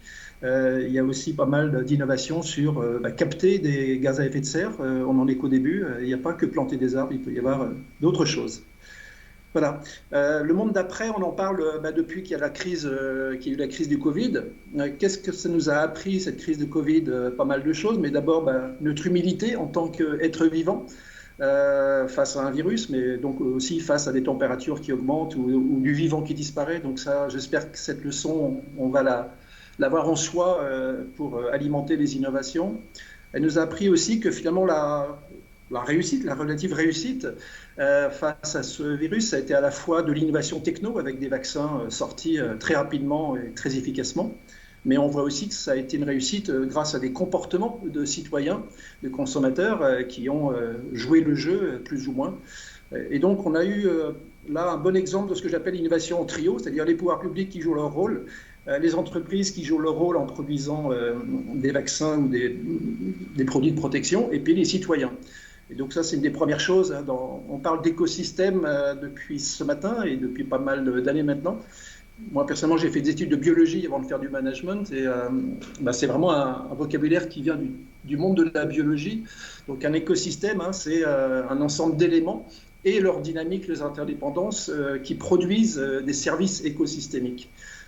Dès qu'on est dans le vivant, un écosystème, donc c'est à la fois des éléments, c'est des services, et c'est une dynamique des interdépendances. Et pour les personnes qui n'ont pas fait de biologie, je crois qu'on minore énormément cette partie dynamique, c'est-à-dire toutes les interdépendances qu'il peut y avoir entre les éléments d'une cellule, d'une mare, d'une forêt, etc. Et donc, quand on va parler d'écosystème économique ou d'innovation, il y a vraiment à prendre soin énormément de cette dynamique et pas uniquement de la somme des éléments que constituent ces écosystèmes. L'autre chose que je voulais dire, c'est que pour ces enjeux de crise écologique qui altèrent directement notre santé sur Terre, quand on parle d'écosystème, dans le monde du vivant, qui est un monde très efficient en termes d'énergie, en termes de matière, on s'aperçoit que les éléments d'un écosystème échangent entre eux trois choses. Ils échangent de l'énergie, donc c'est des électrons, c'est de l'ATP, pour ceux qui ont des vieux souvenirs de cours de biologie et autres. Ils échangent de la matière, des atomes, des molécules, etc. Et ils échangent de l'information, à travers des génomes, à travers des phéromone, etc. Aujourd'hui que l'énergie devient rare et surtout contributrice de réchauffement climatique, que la matière devient rare, comme on l'a vu dans la première intervention, au niveau des métaux, mais d'autres matières aussi, mais on peut se dire que là où il y a besoin de miser beaucoup, c'est sur les informations, l'échange d'informations. Et tout à l'heure, on a parlé de cyberdépendance dans un monde qui sera de plus en plus hyperconnecté. Je pense que des innovations vertueuses en termes d'écologie vont devoir se fonder encore plus, x10, x100, sur l'économie de la connaissance, sur l'échange d'informations. Quand on parle par exemple de l'économie circulaire, du recyclage, pour recycler des produits alimentaires, mais aussi des terres rares, des métaux rares, etc., comme c'est le cas de Sophie Rivoire dans sa création d'entreprise, on voit bien qu'il va falloir tracer toutes ces matières que l'on cherche à recycler alors qu'elles sont dispatchées aux quatre coins de la planète. Et donc là, par exemple, l'économie de la connaissance va vraiment être importante. Aujourd'hui, on a l'impression que l'économie de la connaissance, c'est comment le numérique peut faire tourner une usine de manière automatisée. L'enjeu, ça va être beaucoup plus fort. Ça va être comment le numérique va être capable de faire tourner des écosystèmes, des territoires, et faire tourner des écosystèmes avec des acteurs très différents. Ça peut être une collectivité territoriale, plus 3 entreprises, plus des acteurs de l'économie sociale et solidaire, plus une start-up, plus des collectifs de citoyens. Et donc, ça sera encore plus dur, suite à l'intervention de la personne de Orange, d'avoir des systèmes cyber-résilients alors qu'on l'ouvre sur des territoires multi-acteurs. Concernant l'innovation face aux enjeux écologiques, c'est vrai que depuis une heure, on entend beaucoup d'innovations techniques, technologiques. Il y aura des impasses en termes d'énergie, en termes de matière, on l'a déjà vu. La sobriété, c'est l'autre versant, mais là aussi, le retour en arrière est très difficile. Et donc, entre innovation technologique à impasse et sobriété limitée, on va se dire, ça y est, le combat est perdu. Et en fait, il va falloir être capable de lancer d'autres types d'innovations. Alors, la technologie toujours, la sobriété toujours, mais dans cette approche un peu duale, d'intégrer un troisième élément qui va être des innovations de modèle économique, on va dire. Donc l'économie circulaire qu'on connaît déjà, mais qui peut être vraiment énormément boostée, et pas uniquement pour les textiles, les chemises ou les fruits et légumes, mais sur les métaux rares et d'autres choses. Il y a une autre type d'innovation entre la techno et les comportements, ça va être l'économie de la fonctionnalité, de se dire plutôt que de produire beaucoup de pneus pour faire du chiffre d'affaires, je vais produire des pneus de meilleure qualité, je ne vais pas les vendre, mais je vais les louer et je vais facturer au kilomètre. Un grand classique de l'économie de la fonctionnalité. Donc là, il y a de l'innovation à avoir, d'abord pour faire des pneus plus solides, donc là c'est de l'innovation technique et technologique sans doute, mais il va y avoir de l'innovation à faire en termes de modèle économique et de comment gérer cette flotte de pneus, comment facturer au kilomètre. Et donc, est-ce que les budgets européens, puisqu'on en parlait un instant, vont financer surtout et essentiellement les innovations techniques et technologiques? Ça voudrait dire quoi de financer des modèles économiques nouveaux qui vont être plus sobres en matière et en énergie. Donc là, il y a des champs énormes qui s'ouvrent en termes de compétences, de financement, compétences d'innovation. On n'a pas parlé du low-tech pour l'instant, mais le low-tech, par définition, rend de précieux services en dépensant peu de matière et peu d'énergie. Voilà. Est-ce que les financements, est-ce que les formations, est-ce que les instituts d'innovation jouent suffisamment le jeu au niveau des low-tech? Ce qui va être très nouveau dans l'innovation, donc on parle beaucoup d'écosystèmes, dont j'ai reparlé il y a un instant. Un écosystème, donc ça veut dire c'est des acteurs. Il va y avoir des choses très nouvelles sur le nombre d'acteurs, le nombre de parties prenantes avec qui on travaille. Classiquement, quand une entreprise a un projet d'innovation, elle calcule son projet, elle le programme et à un moment donné, elle se dit bon, c'est qui les parties prenantes en interne et à l'extérieur, et donc comment les associer maintenant qu'on a notre projet, à quel moment, etc. Dans l'innovation écosystémique, il va être nécessaire sans doute de définir les projets avec ces parties prenantes avant même de les avoir en tête. C'est-à-dire que c'est une nouvelle manière, un nouveau paradigme, c'est de se dire, voilà, nous sommes un écosystème, nous sommes un territoire, nous sommes un certain nombre d'acteurs dans une économie, dans une spécialité. On se réunit pour se dire, qu'est-ce que l'on peut avoir comme fonctionnalité écosystémique ensemble, et du coup, quel est le projet qu'on va faire ensemble. Donc ça, c'est vraiment un premier changement. Un autre changement, toujours dans cette approche systémique, comme le dit Henri Mintzberg dans son dernier livre, Rééquilibrer la société, être de plus en plus amené à innover avec les trois secteurs, le fameux trio, secteur public, collectivité, financement, Europe, etc. Secteur privé, donc les fameuses entreprises, les classiques ou les startups, et ce qu'il appelle le secteur pluriel, qui sont les citoyens, les consommateurs, les collectifs, etc.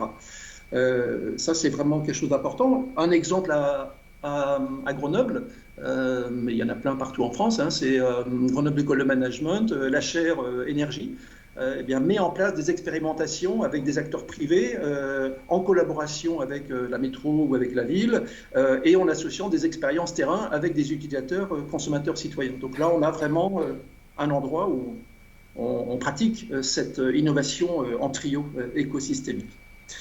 L'autre chose importante dans la manière d'innover qui va changer, c'est, on parlait de financement, donc tout à l'heure Gregor en parlait.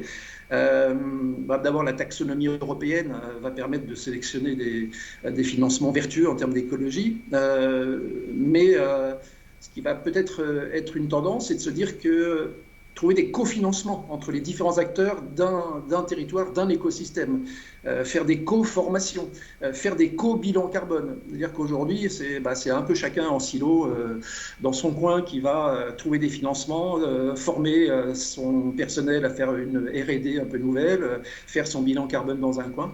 Et bien là, on a une obligation d'aller beaucoup plus loin en termes de coopération pour aller chercher des financements ensemble, parce qu'on doit évoluer ensemble dans notre écosystème, aller se former ensemble, parce qu'on doit se former ensemble sur l'analyse de cycle de vie, etc., par exemple des produits, et puis peut-être faire des bilans carbone ensemble, puisqu'on sait bien que dans les bilans carbone, celui qui est le plus dur, c'est la partie du bilan qui fait le lien entre les partenaires amont et aval. Encore 2-3 autres choses. Rapidement, puisqu'il nous reste encore un intervenant, s'il vous plaît. Je voulais terminer par dernier rapport de la conférence des grandes écoles sur les compétences de savoir-être qu'il va falloir complètement booster auprès des lycéens, des étudiants, etc. C'est cette capacité, cette compétence de l'approche systémique. C'est un mot qui a été un peu galvaudé. Il y a un vrai travail à faire sur comment jouer en systémie. Et puis sur ce qu'on appelle la coopération-collaboration, qui est aussi un mot galvaudé. On s'est aperçu dans le topo que je viens de faire, les écosystèmes, les parties prenantes nouvelles, en termes de coopération, c'est aussi du x10, être capable de bosser avec des gens avec qui on n'a jamais bossé avant. Voilà l'angle que j'ai voulu vous proposer ce matin sur les nouvelles manières d'innover. Merci Rémi Engelbrecht.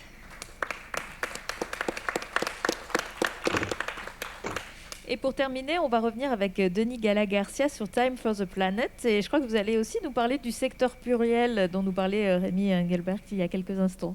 Oui, merci. Et Rémi a fait une parfaite introduction et je vais continuer en effet sur ces enjeux climat. Je vais remercier aussi déjà l'ensemble des participants aussi, parce que moi j'ai appris beaucoup. On a des experts dans plein de domaines, donc ça c'est vraiment le top.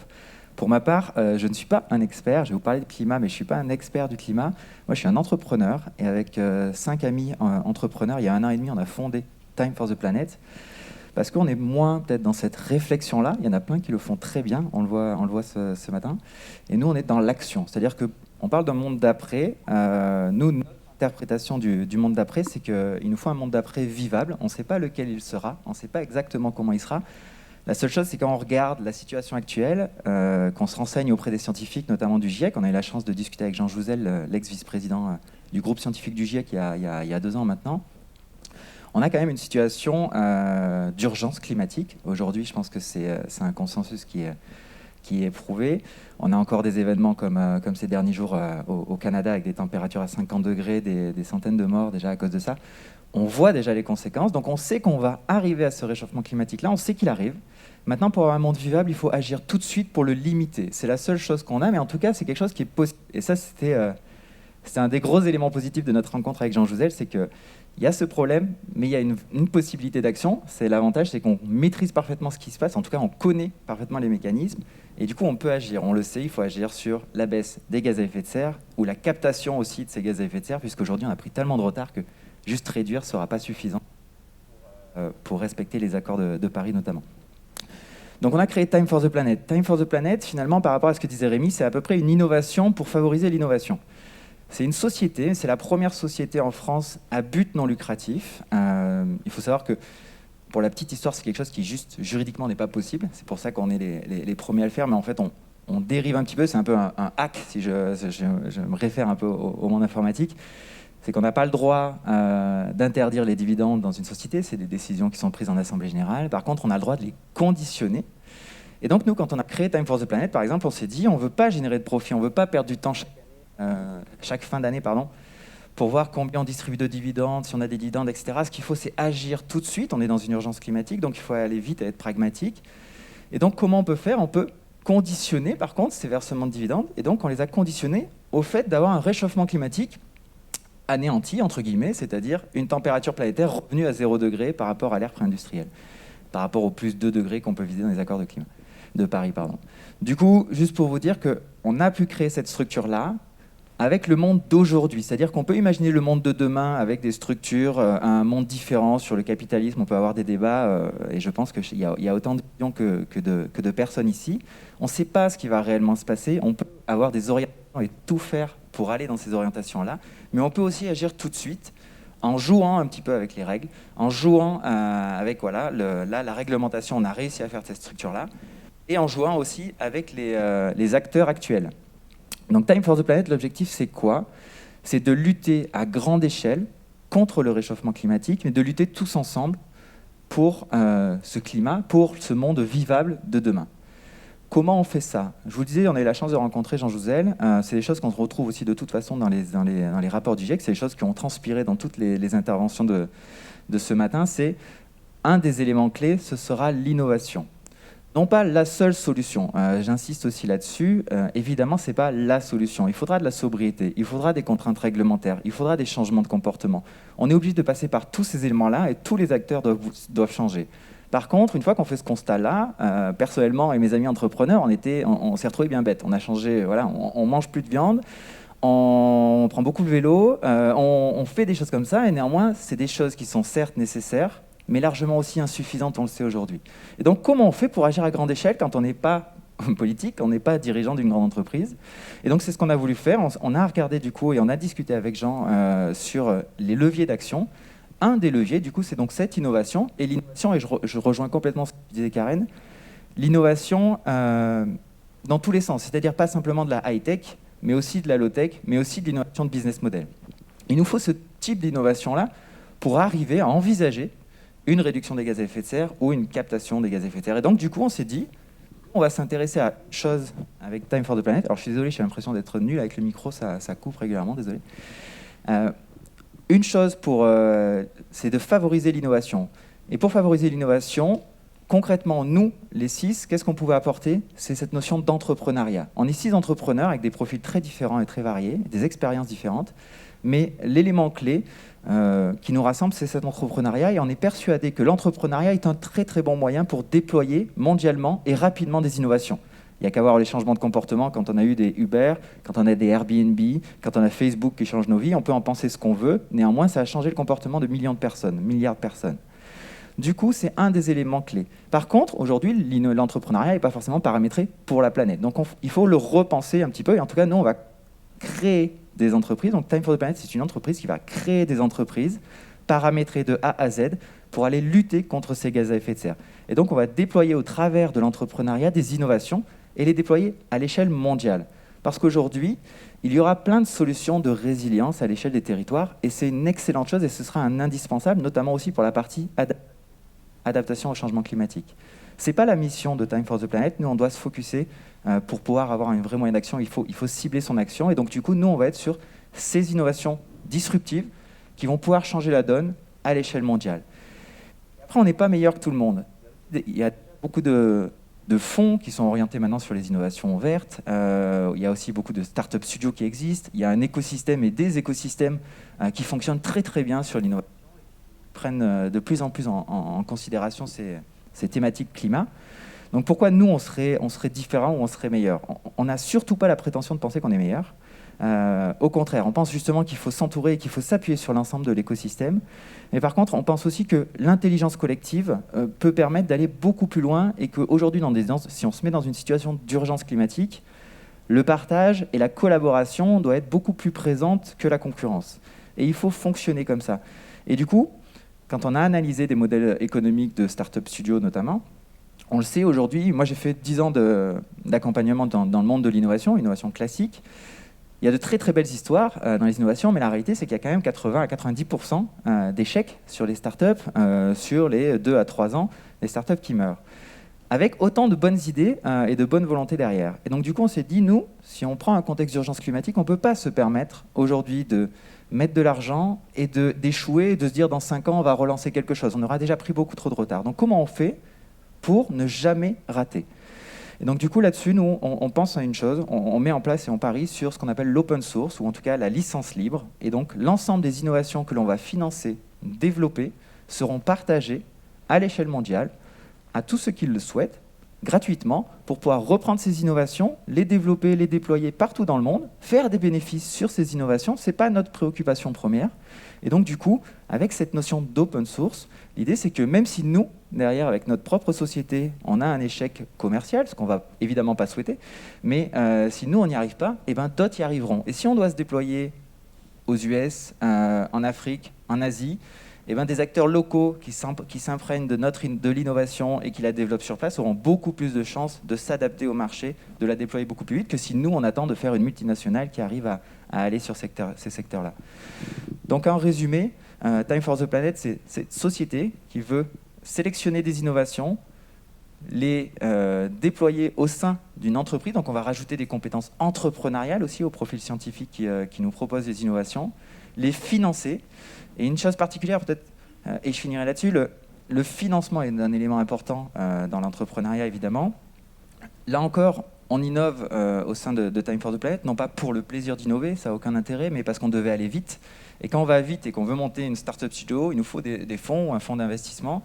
C'est quelque chose qui est contraignant, long à construire. Et donc nous, on a fait différemment. On a créé une société, on a changé le statut de cette société-là pour pouvoir ouvrir son capital à tout le monde. Et donc du coup, aujourd'hui, Time for the Planet, c'est une société avec 25 000 actionnaires. Donc ça a été créé il y a 1 an et demi. On était 6 fondateurs. Aujourd'hui, on est largement minoritaire dans notre entreprise. Et ça nous va très bien parce que le but est de rassembler, de fédérer. On a 25 000 actionnaires qui sont des citoyens lambda, des entreprises. Les seules conditions, c'est d'avoir au moins 1 euro, puisque la condition de prise de participation au sein de Time for the Planet, c'est à partir de 1 euro. 1 euro, une action. Et donc tout le monde peut acheter des actions. On garantit que l'évolution du prix ne changera pas, parce que le but n'est pas d'enrichir les personnes.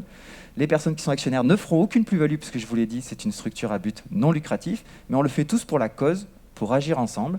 On a la chance d'avoir récolté près de 5 millions d'euros aujourd'hui. On a mis 1 an pour lever le premier million d'euros, parce qu'il fallait quand même convaincre et et sur la base d'une idée. Mais on a des gens qui ont cru en nous dès le début, notamment Jean Jouzel, comme j'en parlais, qui sont des vraies forces, et puis beaucoup de citoyens qui nous aident au quotidien et qui participent. On est 6 fondateurs, mais il y a près de 1000 personnes qui nous aident au quotidien sur la création de documents, la communication, etc. Et du coup, 1 million sur la première année levé. Le dernier million, on l'a levé en 1 mois, donc on s'accélère. C'est quelque chose qui est en train de grandir. Vous avez peut-être vu passer des Time for the Planet sur LinkedIn. C'est un des moyens qu'on s'est adapté. Voilà, un bon entrepreneur et la résilience. En espérant que votre compte n'a pas été piraté. Oui, on en parlait tout à l'heure. C'est possible. Mais après, s'ils ont été piratés et qu'ils ont fait parler de Time for the Planet de manière un peu plus large, ça ne sera pas si mal non plus. Voilà. On n'avait rien de confidentiel. Un des éléments de Time for the Planet, c'est la transparence de toute façon. Donc, il n'y a pas de souci là-dessus. Mais tout ça pour dire que voilà, c'est une histoire qui est en train de grandir, qui est en train de se concrétiser. Et on a eu notre assemblée générale le week-end dernier, première assemblée générale où on faisait une proposition d'investissement dans l'innovation. Donc, juste pour vous dire aussi, sur le premier trimestre, on a étudié près de 200 innovations. On en a présélectionné une dizaine grâce à notre communauté d'associés qui a regardé toutes ces innovations pour nous. On en a sélectionné derrière 5 avec un comité scientifique. On a 14 experts pluridisciplinaires du CNRS, CEA, de la Commission européenne également, qui regardent bénévolement pour nous les innovations et qui nous ont validé la faisabilité de ces innovations-là. On a continué de creuser sur les aspects business, puisque ça, c'est notre culture d'entrepreneur, de voir s'il y avait bien une opportunité de marché. Et derrière, on en a 2 qu'on a sélectionnés, qu'on pense peuvent changer les choses. Et donc, on a décidé avec nos 25 000 actionnaires d'investir dans ces 2 innovations-là. Et donc, on va, on l'espère, concrétiser du coup le modèle économique de Time for the Planet. Merci, Denis Gala-Garcia. Maintenant que vous nous avez un peu alléché, c'est quoi les 2 innovations, on peut savoir ? Oui, les 2 innovations, alors aujourd'hui c'est les propositions d'investissement, donc on n'est pas encore tout à fait au bout du process, mais on a 2 innovations, une sur la réduction des gaz à effet de serre. Concrètement, c'est une nouvelle solution de stockage d'énergie, stockage d'électricité stationnaire, donc c'est une nouvelle technologie de batterie, si je le résume, qui a des propriétés très intéressantes, puisqu'elle est sur des très très grandes puissances, donc on peut s'en servir notamment pour rendre pilotables les énergies renouvelables. Voilà, c'est déjà un élément clé pour faire des stations de recharge pour véhicules électriques. Donc c'est des alternatives aux batteries lithium qui présentent des grands avantages sur la mobilité, mais quelques inconvénients aussi sur des caractères inflammables ou de recyclabilité. Là, on est sur quelque chose de 100% recyclable. Ça, c'est la première innovation technologique. Et une deuxième innovation, moins technologique, sur la captation. On est sur un procédé à partir de l'olivine. L'olivine, c'est une roche volcanique qui a la propriété de capter du CO2 quand elle s'altère. C'est un mécanisme géologique, on va dire, naturel. C'est comme ça que la Terre se régule depuis des millions et des milliards d'années. Et du coup, l'idée, c'est de récupérer cette roche-là et d'aller la placer en bord de plage, sur un littoral, pour utiliser l'énergie des vagues et altérer cette roche beaucoup plus vite que ce qu'elle aurait dû naturellement, puisqu'il aurait fallu qu'elle glisse sous les cours d'eau, etc. Et après, du coup, donc, on accélère cette réaction de stock naturel du CO2, puis après, finalement, ça finit dans l'océan et ça se transforme en sédiment de manière stable et géologique, comme c'est le cas aujourd'hui. Merci beaucoup. À présent, on va essayer de débattre un petit peu dans les quelques minutes qu'il nous reste. Je voulais d'abord vous proposer de prendre la parole dans la salle.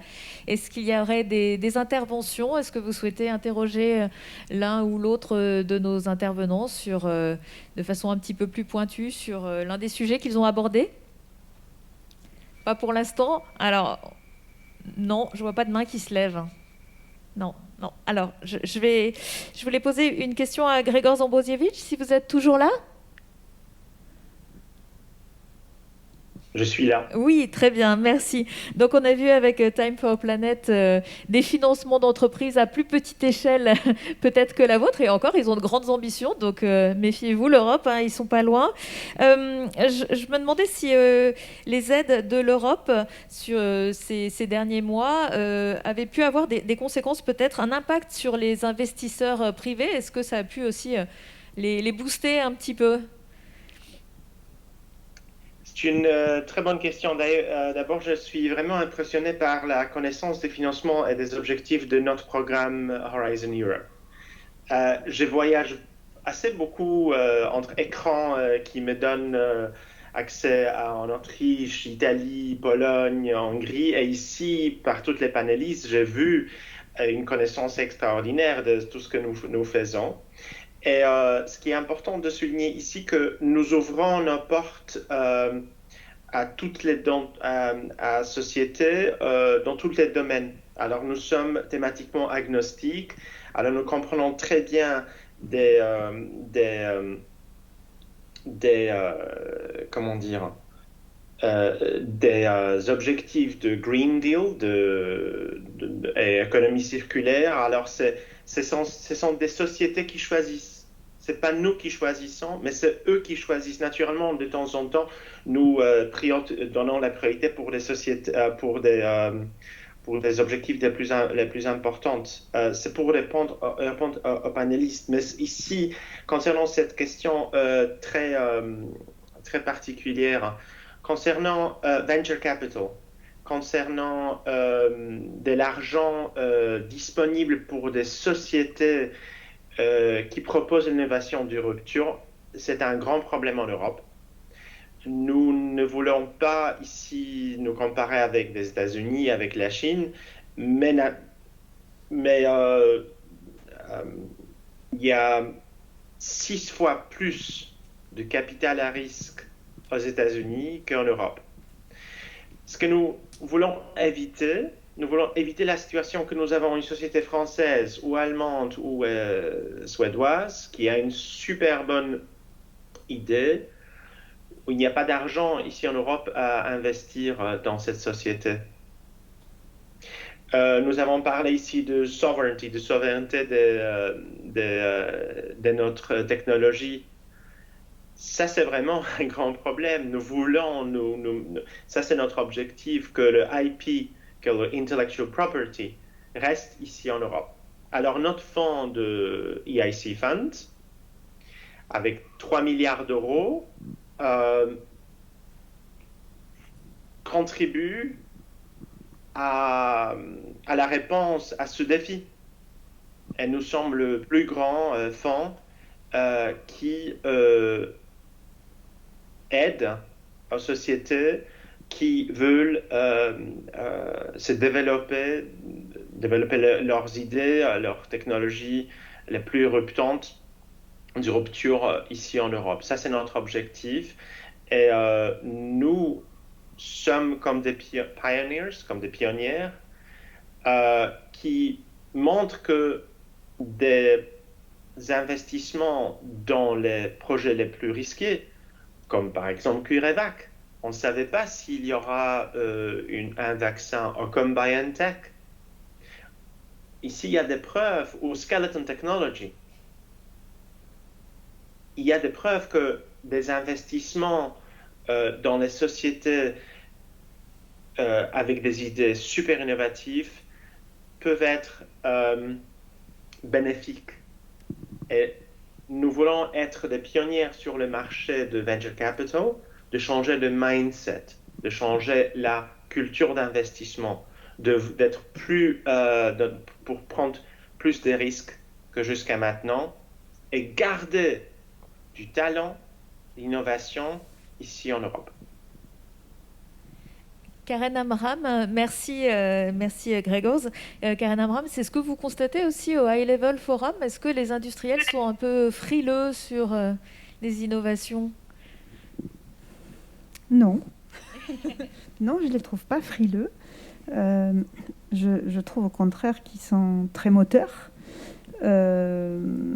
Mais je trouve au contraire, et d'ailleurs on en a bien discuté il y a 2 jours avec l'exemple de la Silicon Valley, qu'aujourd'hui les industriels de grande taille, même si on sait par exemple que dans la Silicon Valley c'est surtout aujourd'hui les startups qui vont générer de l'économie, il y a quand même des industries comme par exemple automobile, qui crée de l'emploi pour toutes les classes de la société, parce que sinon on n'aurait que des ingénieurs dans la Silicon Valley, ce qui n'est pas le cas, malgré les prix Et on se rend compte que les industriels, ils sont bien conscients du challenge qu'ils ont en face d'eux, puisqu'ils ont envie de continuer de produire, de vendre et de faire du bénéfice, ça c'est clair.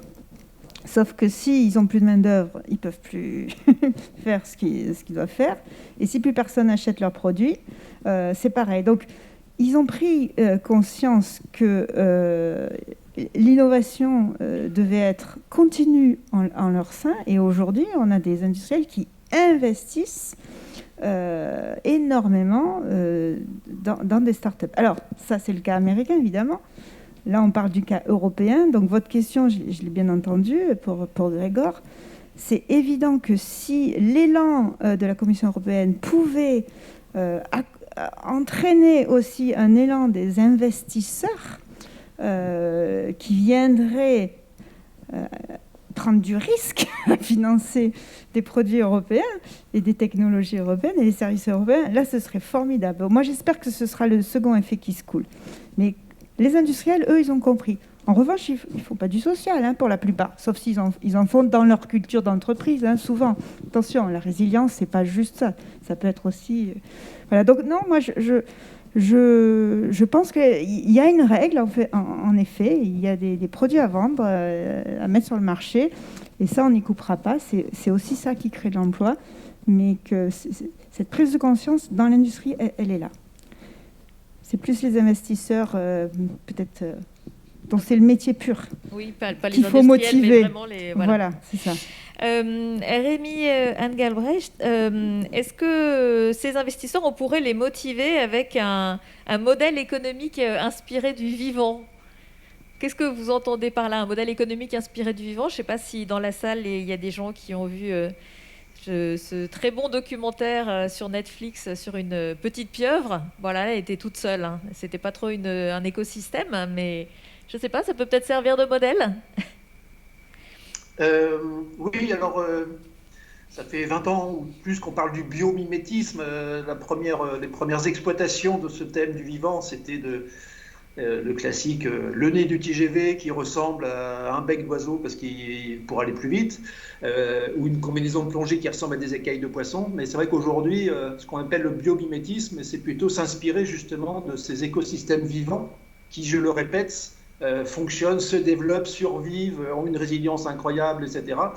Grâce à un fonctionnement basé sur l'échange de matière, d'énergie et d'informations. Et donc, puisqu'on parle beaucoup d'écosystèmes, c'est quoi un écosystème d'entreprise qui va fournir des produits ou des services et s'inspirer du vivant pour faire tourner ces écosystèmes de manière la plus efficiente possible.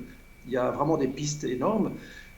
Donc le circulaire, parce que dans la nature, il y a de l'économie circulaire, et puis je parlais tout à l'heure de l'économie de la fonctionnalité, où il y a des gros enjeux, plutôt que de la valeur d'usage, d'acheter un produit, acheter plutôt de l'usage, et donc acheter des produits robustes, durables, qui vont être moins souvent produits avec de l'énergie et de la matière, mais qui vont durer longtemps, et le producteur s'engage à ce que ça dure longtemps puisqu'il ne facture que l'utilisation de ce service. Donc on achète plus un service qu'un produit, même si ça passe toujours par du produit et de l'innovation technique à l'intérieur. Donc voilà, ce qu'on appelle s'inspirer du vivant, historiquement c'était vraiment sur les formes du vivant. Je ne connais pas le coup de la pieuvre, mais sans doute que c'est la pieuvre, elle a une manière tentaculaire de mettre en réseau, etc. Aujourd'hui, s'inspirer du vivant, c'est plutôt s'inspirer du fonctionnement d'un écosystème vivant.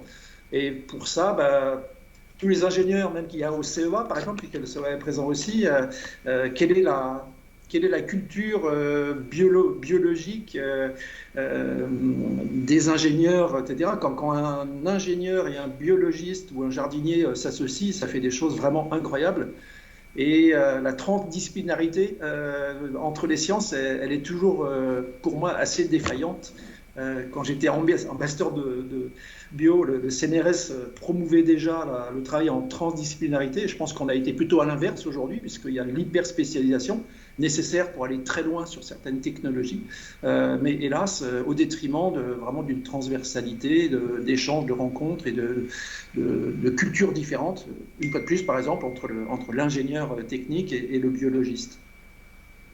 Merci. Fabrice Mouron, alors vous êtes hyper spécialiste, désolé. non? Un petit peu de cyberdéfense. Est-ce que vous pensez que les entreprises, ici, il y a pas mal de startups qui viennent proposer leurs projets. Est-ce qu'en amont, donc elles ont un projet, c'est formidable, elles ont envie de le développer, elles ont développé une super idée, et forcément on a tous besoin d'un ordinateur, voire 2, voire 3. Est-ce qu'elles ont pensé à ce que vous nous disiez tout à l'heure? Est-ce que c'est ce que vous constatez? Est-ce qu'elles pensent assez à se protéger quand ou c'est pas la priorité? Oh, c'est clairement pas la priorité, malheureusement, hein, sauf si l'entreprise en question travaille dans le monde du numérique. Du coup, elle peut avoir des réflexes, hein, mais je pense que pour le coup, c'est quelque chose de très... où la France est très en retard, au final, hein, je pense même l'Europe. On parlait tout à l'heure de la Chine, hein, je crois qu'il y a 15 ans de ça, il y a un symposium à Rennes qui s'appelle le STIC. L'introduction avait été faite par le patron de la DGSE et qui nous expliquait en fin de compte qu'en Chine, ils avaient 15 ans d'avance justement sur la protection du patrimoine numérique et que chaque entrepreneur en Chine effectuait un stage pour justement apprendre à se protéger et apprendre à utiliser correctement le numérique. Et je pense que ça, c'est quelque chose qui manque chez nous, en fait, très clairement. C'est culturel ? C'est culturel pour moi. Se protéger en matière de numérique, ça représente un coût, et c'est clairement pas du tout la priorité quand on crée une entreprise, hein, très clairement. Malheureusement, après, quand on subit l'attaque, on comprend que finalement, ce coût, c'est peut-être un investissement. Et on a beaucoup parlé de résilience ce matin, mais je pense que voilà, l'entreprise, si justement elle devient cyberdépendante, elle doit prendre en considération cette analyse de risque d'un point de vue cyber et mettre en place les mécanismes qui vont bien, hein, qui peuvent être tout simples. Hein, donc c'est effectuer des sauvegardes, hein, ça sera déjà un très bon début. Et en plus, à côté de ça, on commence à avoir des assurances qui commencent à publier des offres dans le domaine du numérique. Ça peut être intéressant de s'y pencher, hein, notamment pour pouvoir assurer son patrimoine numérique derrière. Et je pense qu'il y a un dernier point, on en a aussi un peu parlé, c'est développer un peu plus notre savoir-être. Hein, donc, en matière de cyberdéfense, je pourrais évoquer tout ce qui est sensibilisation des utilisateurs dans l'entreprise à l'outil numérique. Denis Gala-Garcia, est-ce que vous avez fait attention à la création de vos entreprises? Vous allez y penser? Oui. La création des entreprises, du coup, on va y penser. Puis moi, j'ai la chance, c'est que dans les 6 fondateurs, on a un des entrepreneurs qui était dans toutes des entreprises de tech. Et du coup, c'est lui qui pilote toute cette partie-là, c'est pas moi. Donc, je laisserai répondre, mais en effet, c'est des choses auxquelles on est forcément vigilant, en effet. Karine Samuel, Denis nous a parlé tout à l'heure d'une nouvelle technologie qui impliquait un autre matériau. Est-ce qu'il y a des matériaux de demain qui émergent, puisqu'il va y avoir des pénuries sur certains? Est-ce qu'il y en a d'autres qui sont déjà là? Bien sûr, oui. On pense à tout ce qui est exploité, par exemple, de la mer, les algues, tous les travaux qui existent sur ces sujets-là qui sont évidemment très, très importants. Mais si je reviens sur mon propos, les métaux, on considère que c'est le pétrole du XXIe siècle. Donc, quelque part, notre besoin en métaux... Ça veut dire qu'il va falloir apprendre à s'en passer aussi, comme on essaye peut-être de se passer du pétrole. Là, pour l'instant, c'est juste pas possible, parce que sans métaux, il n'y a plus de monde digital. Donc, voilà, c'est aussi simple que ça. Donc, si on va vers un monde plus digital, on va vers un monde qui utilise de plus en plus de métaux. Et peut-être moins de pétrole. Parce que l'économie verte, c'est aussi une économie qui repose sur les métaux. Et donc là, on a des vraies problématiques. Donc peut-être que les matériaux du futur, c'est aussi les matériaux qu'on arrivera à créer en recyclant des choses qu'on ne recycle pas aujourd'hui. C'est-à-dire qu'il y a toute une réflexion à mener sur les filières du recyclage et la façon dont on va recréer des ressources à partir de ce qu'on va être capable de recycler dans le futur. Donc pour moi, ce n'est pas tellement des nouveaux matériaux, mais c'est plutôt d'aller plus loin dans l'utilisation des ressources en intégrant dès le départ la façon dont on va récupérer ces ressources d'une manière ou d'une autre. Peut-être pas pour faire la même chose. Potentiellement, les batteries de nos voitures, demain, on les utilisera pour toute autre chose que de garder de l'énergie. Mais ça, On ne le sait pas encore, mais voilà, donc il y a des choses qui existent. Aujourd'hui, peut-être que votre veste, elle est fabriquée à partir de plastique recyclé, je ne sais pas. Mais en tout cas, c'est possible. On sait fabriquer du textile à partir de plastique recyclé. Il y a des enjeux énormes sur le recyclage du plastique, parce que, en fait, on gaspille le plastique. Donc, et on aura malheureusement toujours besoin de plastique, même si on utilise des brosses à dents en bois, ça ne suffira pas. Donc, cette capacité à récupérer, à anticiper, et ensuite à reconstituer des stocks de matière à partir de ce qu'on pourra recycler, c'est des choses, on n'est qu'au début en fait. On sait faire beaucoup de choses technologiquement, mais maintenant il faut développer, on parlait de modèles économiques tout à l'heure, il faut développer des modèles économiques viables en intégrant sans doute les coûts carbone, en intégrant les coûts matière à leur juste valeur. Pas des coûts qui sont calculés sur les marchés sans prise en compte des critères environnementaux et sociaux. Merci. Est-ce que vous pensez les uns les autres, alors c'est un simple point de vue, je ne sais pas dans votre domaine d'expertise ou pas, mais que cette crise aura, parfois on n'en a pas forcément l'impression, mais aura aidé à anticiper certaines choses ou finalement on bouge, il y a de la résilience uniquement quand on est devant le mur? Anticiper, je ne suis pas sûre. Je pense qu'on a quand même tous été surpris par ce qui est arrivé, qui a été quand même très brutal. Donc, je ne suis pas sûre. Oui, mais dans le domaine du climat, par exemple, c'est pas un problème nouveau. Donc, non, mais si je peux revenir sur les propos de Rémi tout à l'heure par rapport à l'interdisciplinarité, je dirais que peut-être la crise nous permet d'ouvrir les yeux sur ce besoin d'interdisciplinarité, sur le fait que la question de l'hôpital et de la vaccination, derrière, il y a aussi des enjeux logistiques de comment j'approvisionne les vaccins. On s'est quand même rendu compte à un moment donné qu'on allait manquer de Doliprane parce que... non, Doliprane, c'est une marque, mais de paracétamol, parce que les excipients pour fabriquer le paracétamol, en fait, on les contrôle plus. Ils sont fabriqués ailleurs. Il y a une usine qui va ouvrir en France. Absolument, voilà. Mais voilà, c'est une conséquence. C'est pour ça, pour répondre à votre question, je pense que ça nous a ouvert les yeux sur un certain nombre de dépendances qu'on ne voyait plus et peut-être qu'on doit corriger. Alors, il y a évidemment les aspects pharmaceutiques, mais il y a des dépendances dans beaucoup d'autres domaines puisque nous avons maintenant des chaînes globales, mondiales. Donc, voilà, c'est un peu ça. Moi, je crois qu'elle a créé des problèmes qui, aujourd'hui, ne pourront pas être résolus si on n'anticipe pas le travail à faire dessus. Par exemple, les étudiants qui sont restés coincés chez eux de par le monde. Aujourd'hui, il y a beaucoup d'équilibres qui sont faits et de valeurs qui est faite grâce à ces échanges d'étudiants, donc ces cerveaux qui vont ici et là, et du fait de l'attractivité des divers territoires. On a des régions qui souffrent aujourd'hui de ne plus avoir ces talents qui arrivent chez eux. Donc ils sont obligés, ces régions et ces écosystèmes sont obligés de travailler à un autre modèle d'éducation, d'enseignement à distance et de travail à distance.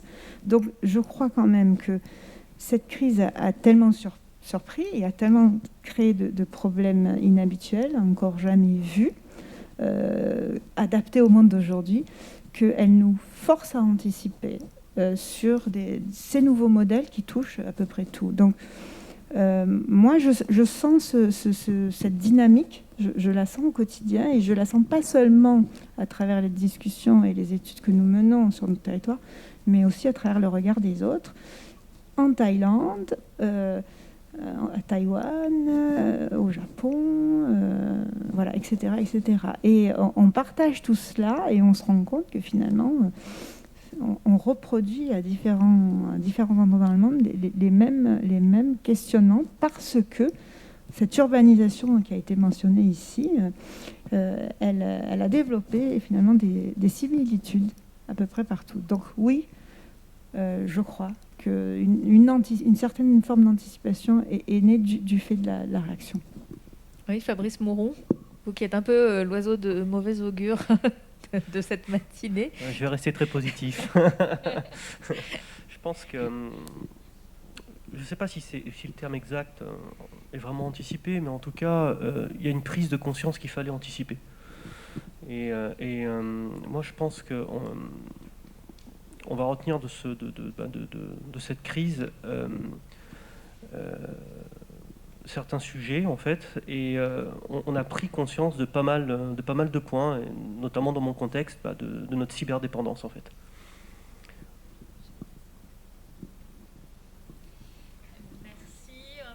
Un petit mot, pardon, sur le même sujet de vous, de Time for the Planet.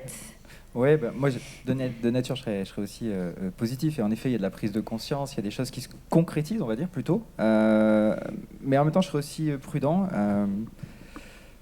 Non pas par ma vision de la situation, parce qu'encore une fois, nous, on est dans l'action au quotidien, la tête dans le guidon, et je n'aurais pas le recul nécessaire pour avoir analysé la situation à l'échelle mondiale et avoir un avis dessus. Je n'aurais pas cette prétention-là. Mais typiquement, par rapport au climat ou aux baisses des gaz à effet de serre, les discussions encore une fois avec Jean Jouzel, c'est très bien, ça va réduire sur l'année précédente, mais ça a déjà été le cas d'ailleurs il y a quelques années.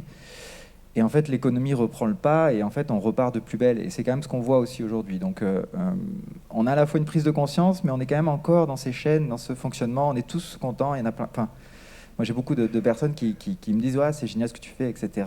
J'adore le sujet, ouais, très bien. » Cet été, je fais quoi ? Ça y est, je vais pouvoir repartir à l'autre bout du monde, etc. Et sans réfléchir aux conséquences. Je dis pas qu'il faut prendre l'avion, pas prendre l'avion. Je suis pas du tout en train de faire une leçon de morale, mais sans se poser la question des conséquences. Donc du coup, je suis pas certain que cette crise ait suffi. Pour moi, là où il y a le plus de réalisation derrière, c'est quand même quand on se voit impacter, nous ou nos proches. En tout cas, sur le Covid, typiquement, les personnes qui ont été touchées dans leur entourage, je pense, le vivent complètement différemment des personnes qui ont vécu les contraintes sans savoir de pertes.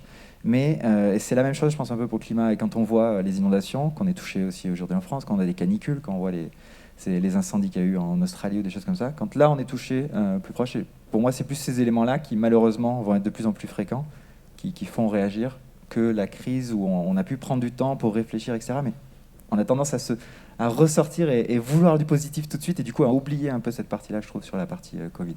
C'est pour ça qu'il faut prendre un peu de recul. Marie-Hélène Cailleul, vous, de votre spécialité, c'est l'anticipation. Est-ce que vous pensez que le choc qui a été créé avec cette crise va être suffisant pour transformer les modèles ?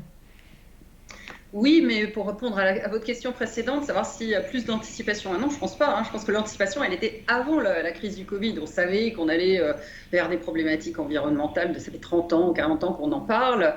On savait qu'on avait les défis de la digitalisation, etc.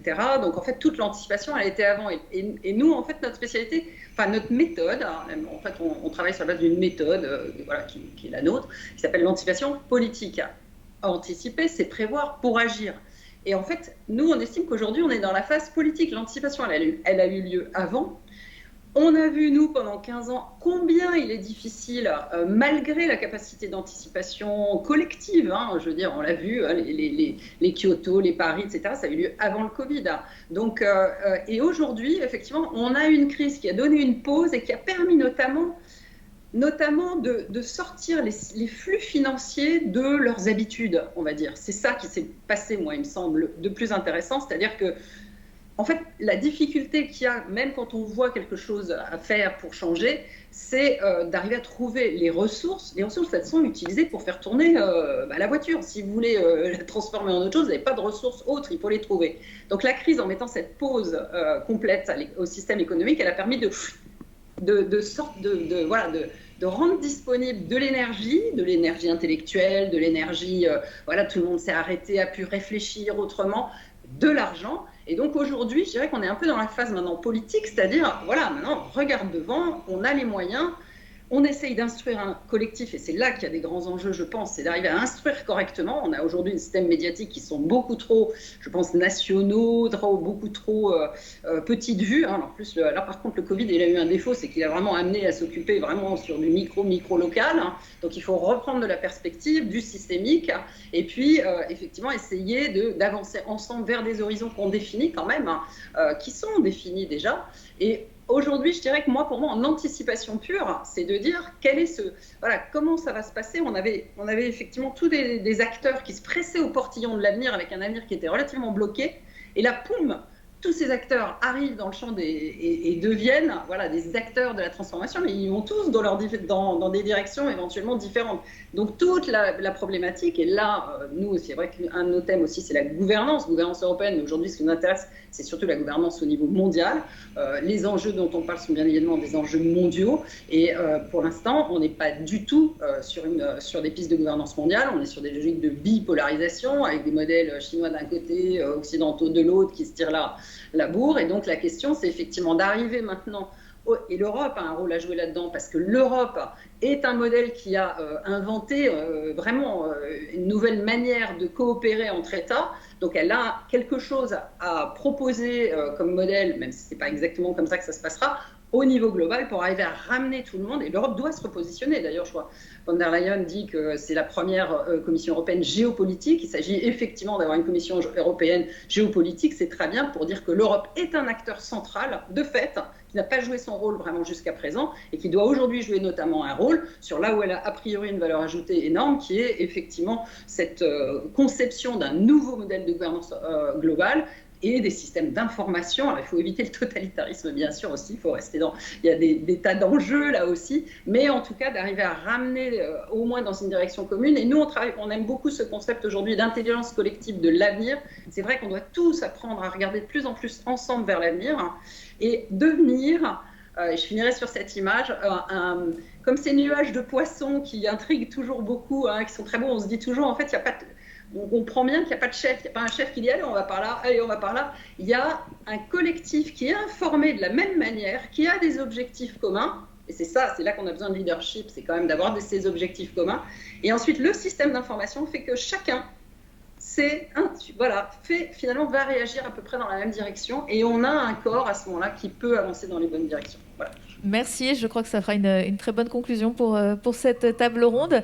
Merci à tous les 7, à mes côtés ou à distance. Merci à vous d'avoir écouté religieusement, pris des notes. J'espère que vous en parlerez autour de vous. Cette table ronde est maintenant terminée. Il y aura une prochaine table ronde, je vous signale, à 14h30 dans ce même auditorium consacré au pacte économique local pour accompagner les startups. Merci beaucoup. Merci Marie-Caroline Adrial. Merci.